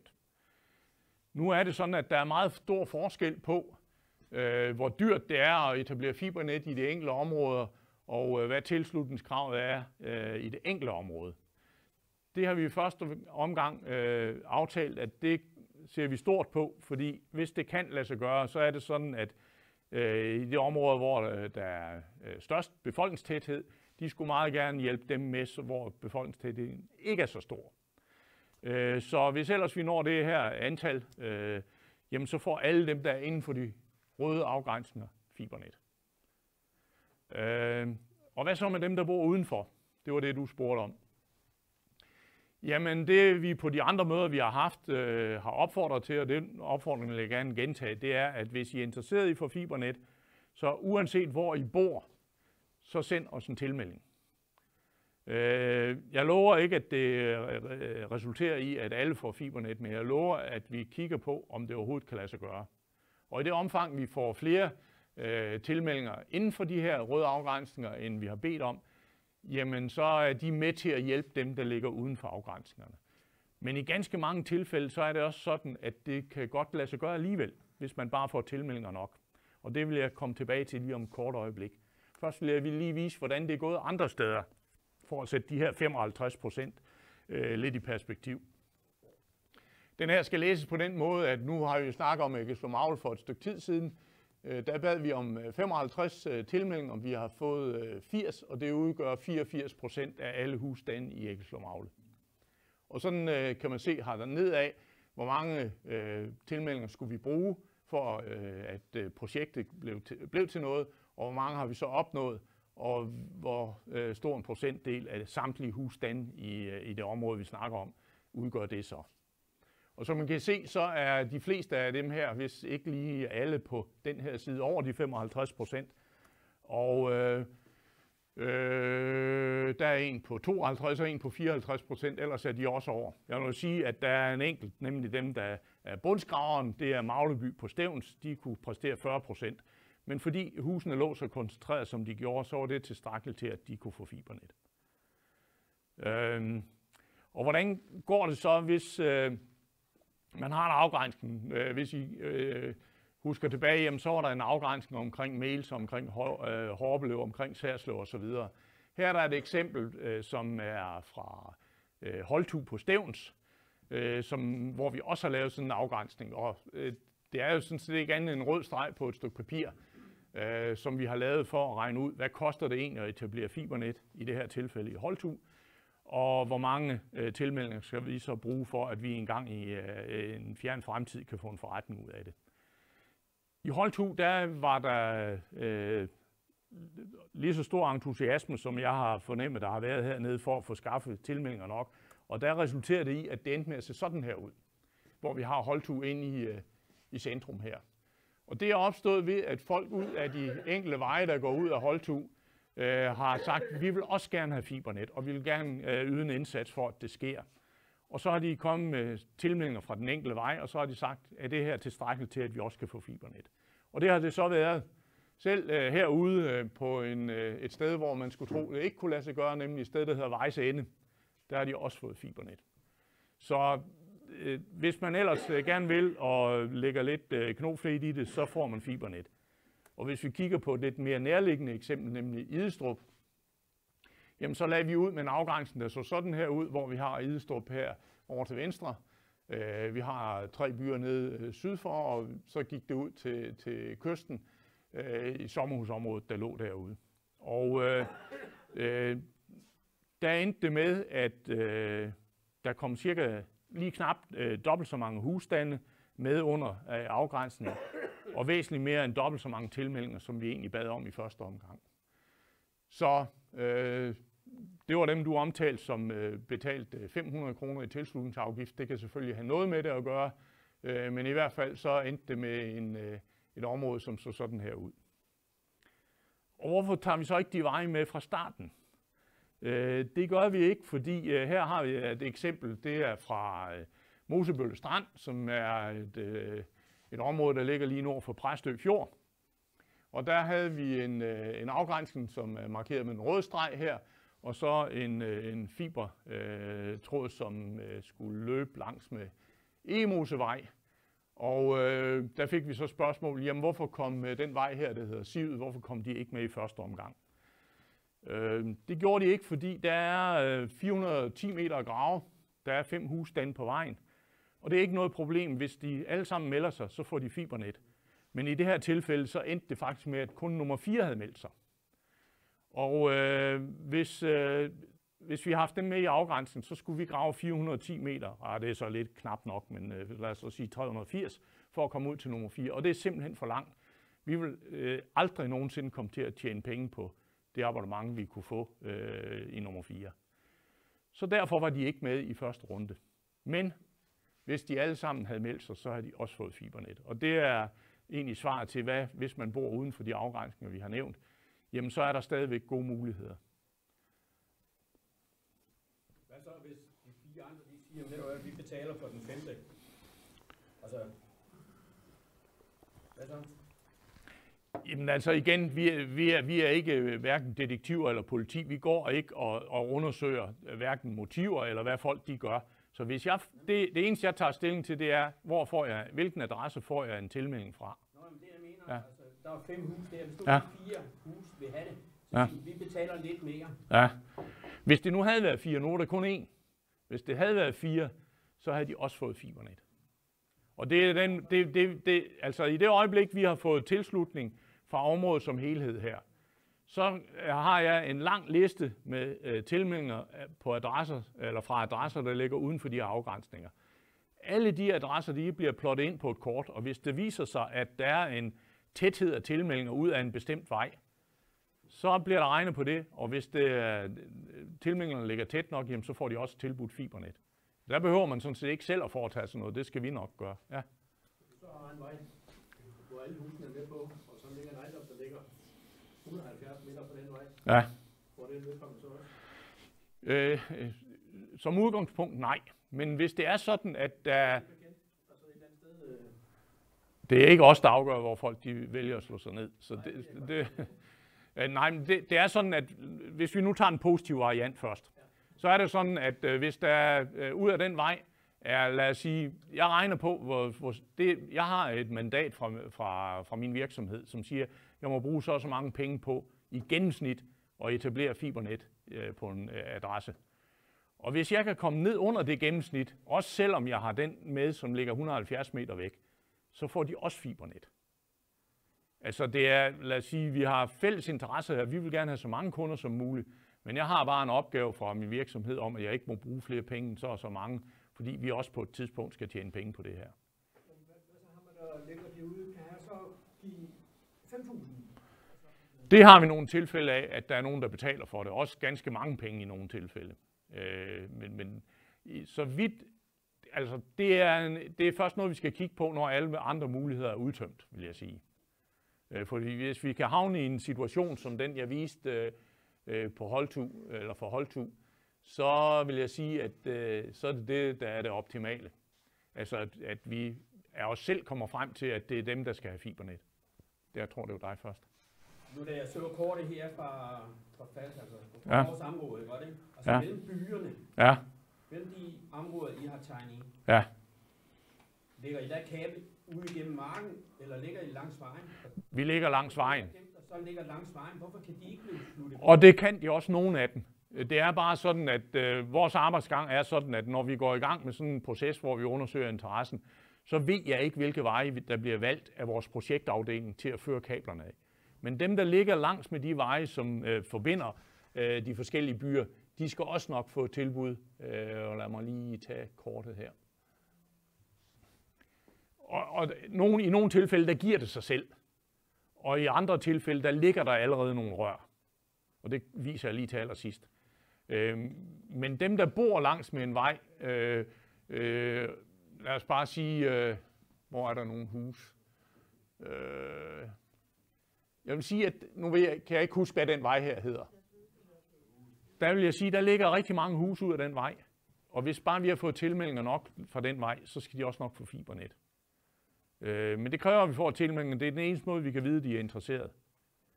Så det kan godt være, at der sidder 5 husejere ud af den her vej, som ikke har fundet umagen værd at melde sig. Jamen, så kan det være årsag til, at man så ikke for de resterende får noget fibernet. Ja. Nu er jeg lidt usikker på, hvad det egentlig er, der er vigtigt. Om det er etableringsudgifterne, eller om det er abonnementet. Fordi jeg kan forstå, du sagde, at der er nogen, der betaler rigtig mange penge. Ja. Men hvis vi nu ender i den situation, vi står med de her 310, altså mangler cirka 90. Ja. Det svarer så etableringsudgifter til omkring 180.000. Ja. Det vil sige, hvis de, der har med sig til, siger, okay, så betaler vi hver 600 kroner mere, så får du ikke flere abonnementer. Nej. Men du får så dækket dine etableringsudgifter. Det er rigtigt. Nu viser al erfaring, at det er rigtig, rigtig svært at komme tilbage til folk, der har sagt ja til et beløb, og så sige, nu er det lige pludselig blevet højere. Nogen, som siger, jamen jeg vil godt give 30.000 kroner. Ja. Så hvis der er nogle stykker af dem, ikke John? Så kan vi hurtigt forskaffe 180.000. Undskyld, det kan sagtens ikke skulle. Nej. Altså, der vil jeg sige, det var en beslutning, vi skulle have truffet på et tidligere tidspunkt. Det skulle gøres, inden man går ud til folk og siger, vil I godt melde jer til fibernet? Vi kan ikke lave om på betingelserne for den enkelte, når først vi har fået en tilmelding. Det dur bare ikke. Men hvis John han vil betale hele mankoen, så finder vi nok også ud af det. Men etableringsomkostningen, den er egentlig kommet ud af det faktum, at vi har haft en hel del tilfælde af folk, der melder sig til fibernettet, betaler de første 6 måneders abonnement, og indtil 1. april sidste år, der var det så udgjort 894 kroner. Og så uden nogensinde at have brugt fibernettet, så siger de det op. Og så har vi en etableringsomkostning, som vi aldrig nogensinde får dækket ind. Og der er filosofien så fra vores ledelse, at hvis man har betalt 2.000 kroner, så er der i hvert fald en chance for, at man afprøver det. Og vores erfaring er, at i det øjeblik, at vi har fået vores kunder til at afprøve fibernettet, så går de aldrig tilbage til det, de havde før. Men hvis man bare har fået det for at få lagt fiberen ind til huset af de årsager, man nu måtte have til det, jamen, og ikke prøver det, så får vi aldrig noget ud af det. Så derfor er der lavet en etableringsomkostning, som der er.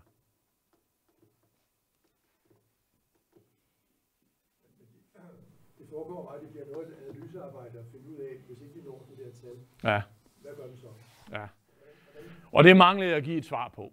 Jeps. Jeg skal lige finde et billede her, som jeg tror nok, jeg har vist det på et enkelt informationsmøde. Den er her. Her har vi en fordeling. Det, der står her, det er de enkelte bynavne, og så hvor mange husstande vi har registreret, der ligger i de enkelte områder. Og jeg har allerede regnet på, hvor meget høj tilslutning vi skal have i de enkelte områder, for at det bliver til noget. Nu skal vi lige se her.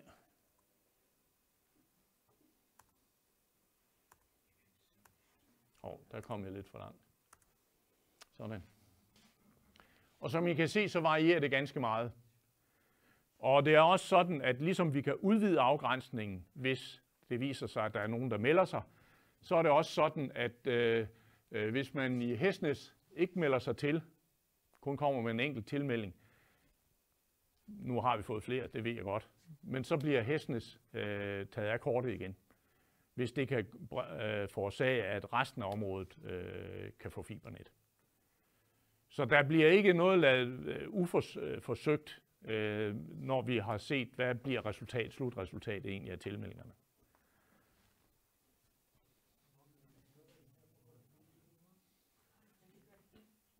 Og det er jo helt klart, at hvis vi ser på det, så det, der for alvor rykker noget, jamen det er Horbelev, fordi der er langt flest husstande i Horbelev. Og hvis det var Horbelev, vi kiggede på isoleret, jamen så var det 48%, der var tilmeldingskravet i Horbelev.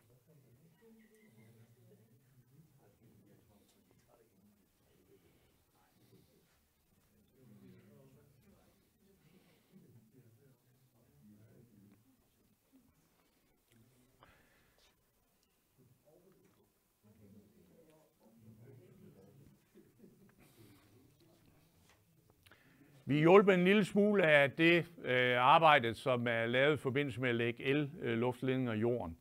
Fordi ganske mange steder, der er der lagt nogle tomme rør ned sammen med el-luftledningerne. Eksempelvis ud til Hesnæs. Der ligger et tomt rør hele vejen, som ikke bliver brugt til noget som helst i dag, som vi rigtig gerne vil bruge til at putte noget fibernet i på et senere tidspunkt.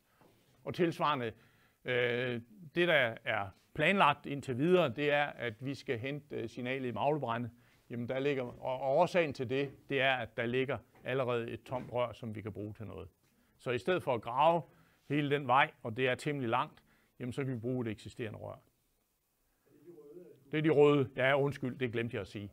De røde, de gule, det er bare vejene. Men de røde, det er der, hvor der ligger et tomt rør.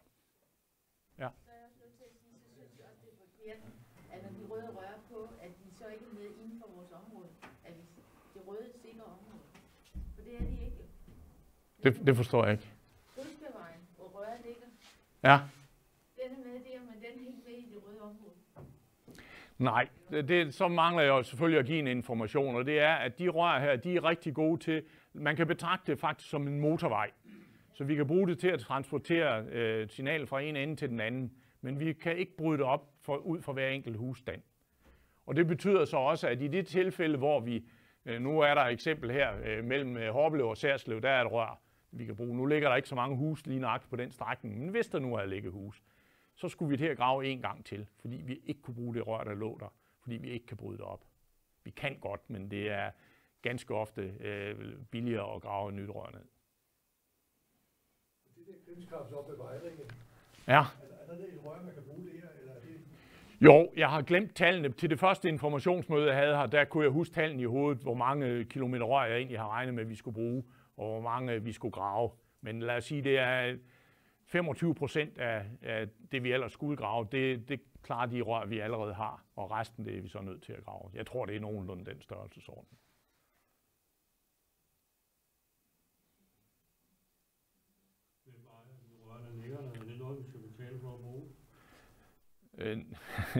Ja og nej. Altså det eneste sted, vi får penge fra, det er for dem, der tegner abonnementer.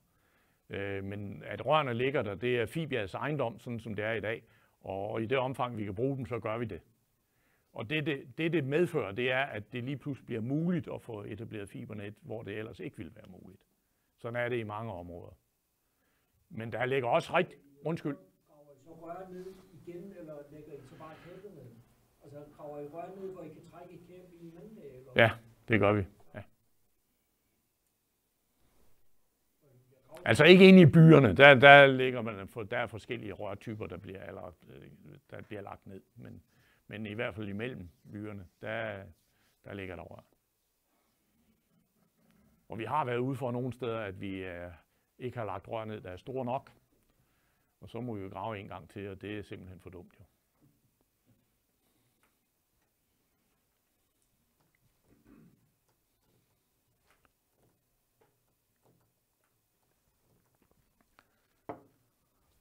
Flere spørgsmål?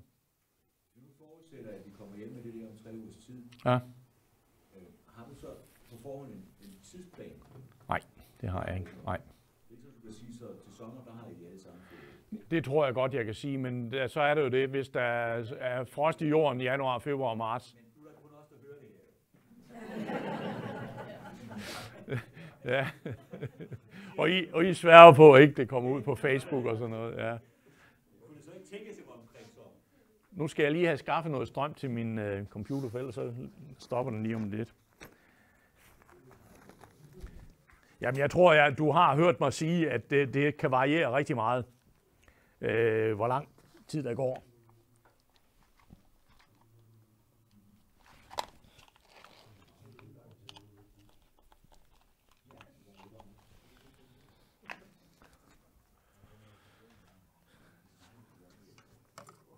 Altså, vi har her i efteråret etableret fibernet i nogle områder, som nåede tilslutning nok i juni.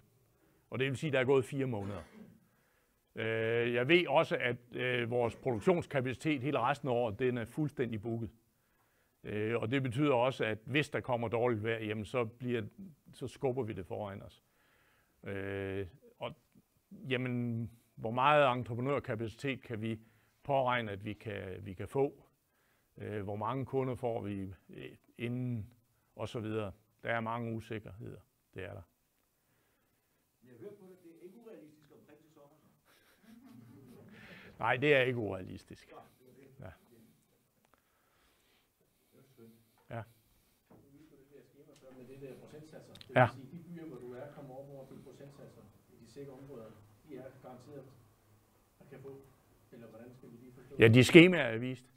Eller? Det med procentsats, nu så jeg forbrænding, så vi 62 for eksempel, ikke? Ja. Der har jeg selv lige skema, der viser, at vi er oppe på 73% nu med tilmelding i Vejning, for eksempel. Det vil sige, at de er sikre på at få. Helt så enkelt er det ikke. Nej, altså, der er nogle parametre, som alle skal være med til at løfte. For eksempel, at vi skal hente signalet i maglbrænde. Og selvom der ligger rør meget af vejen, så skal vi stadigvæk grave noget. Og jo flere der er til at dele den omkostning, kan man sige, jo bedre er det. Så hvis det kun er brænding, så tror jeg ikke, det er nok. Udover det skal vi sætte, jeg vil gætte på, at vi skal i hvert fald sætte 2 teknikhuse op. De koster i omegnen af 1.500.000 kroner stykket. Så hvis de skal bæres af 30 husstande for eksempel, nu aner jeg ikke, hvor mange der er, det kan jeg selvfølgelig se efter, men så bliver det også svært. Så det kan godt være, det er det, der er tilfældet her.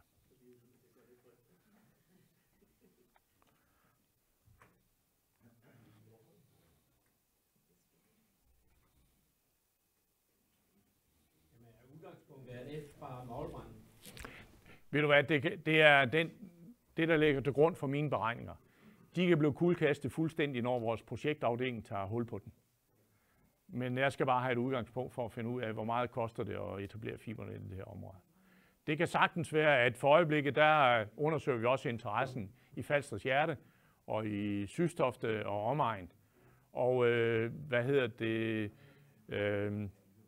der er også nogen, der har peget på, jamen det kunne være, at der var tilslutning nok, hvis vi fik, fiberen over Listrup, at det kunne være et alternativ. Og der bliver kigget på det alt sammen, men det afhænger jo af hvor mange af de områder, hvor vi undersøger interessen for øjeblikket, får vi tilslutning nok. Og jeg vil rigtig gerne, at vi kan betragte det under et, for der er ingen, der er interesseret i, at vi bruger flere penge på end højst nødvendigt at få signalet frem til området.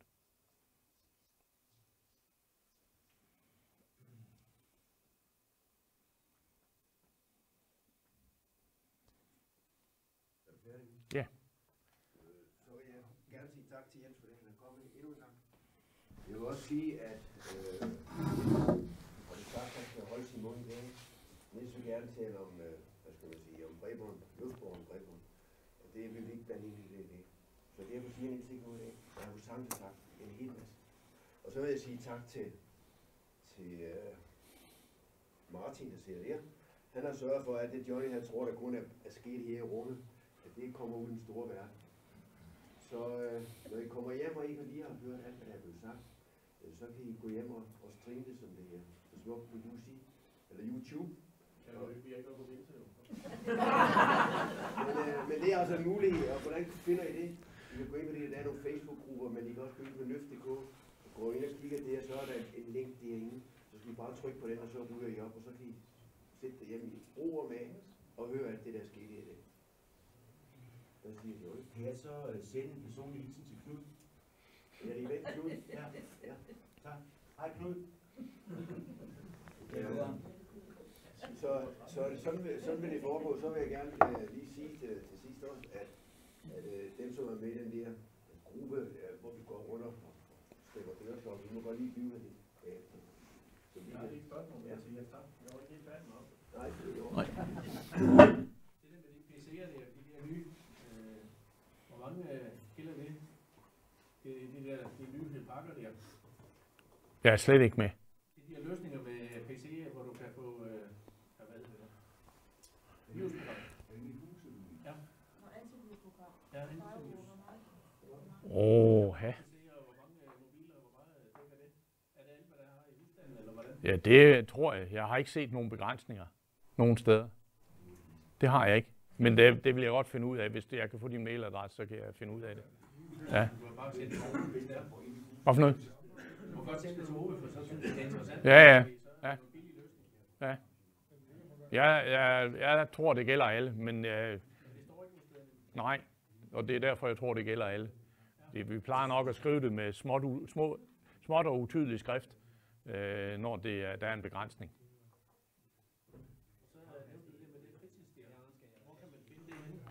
Du kan gå ind på Fibias hjemmeside, og så kan du skrive enten op i søgefeltet, skrive sommerhus eller fritid. Så bliver du automatisk. Men jeg har faktisk nogle, nu beskrev jeg, at jeg har taget nogle forkerte kasser. En af de kasser, jeg tog med, det var lige nøjagtigt beskrivelse af fritidsabonnementerne. Ja. Ja, men det kan du lige få. Jeg har noget skriftligt på det, Hop, og det er også dig.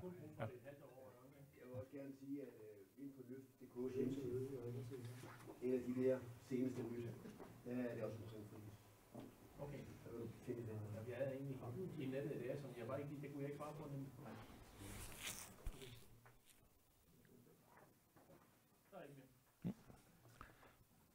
Jeg vil også, så vil jeg godt lige sige, at Ove, må jeg afbryde? Ja. Hvis du vil snakke mere, må du gerne få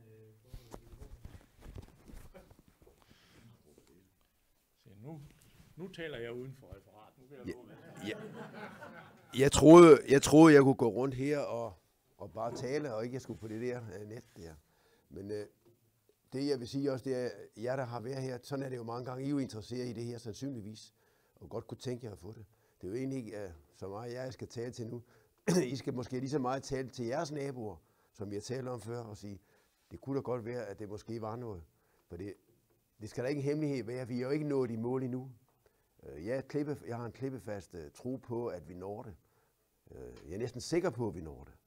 Men vi mangler lige lidt få tilmeldinger nu. Men der er langt til den 6. november. Og så er der nogen, der går og joker os heroppe i Hårlev og siger, det er jeg i Hårlev, der ikke er med. Det ved vi ikke rigtigt nu. Jeg tror, vi er ret godt med. Men sådan er det jo altid i den verden her. Vejringen, de er jo helt op på duberne, hvor det er nogle af 90%, de sagde, de her med. Sådan er det jo bare. Det er jo godt, der er lidt kamp her. Men jeg vil sige tak til jer alle sammen, fordi I kom. Det var det.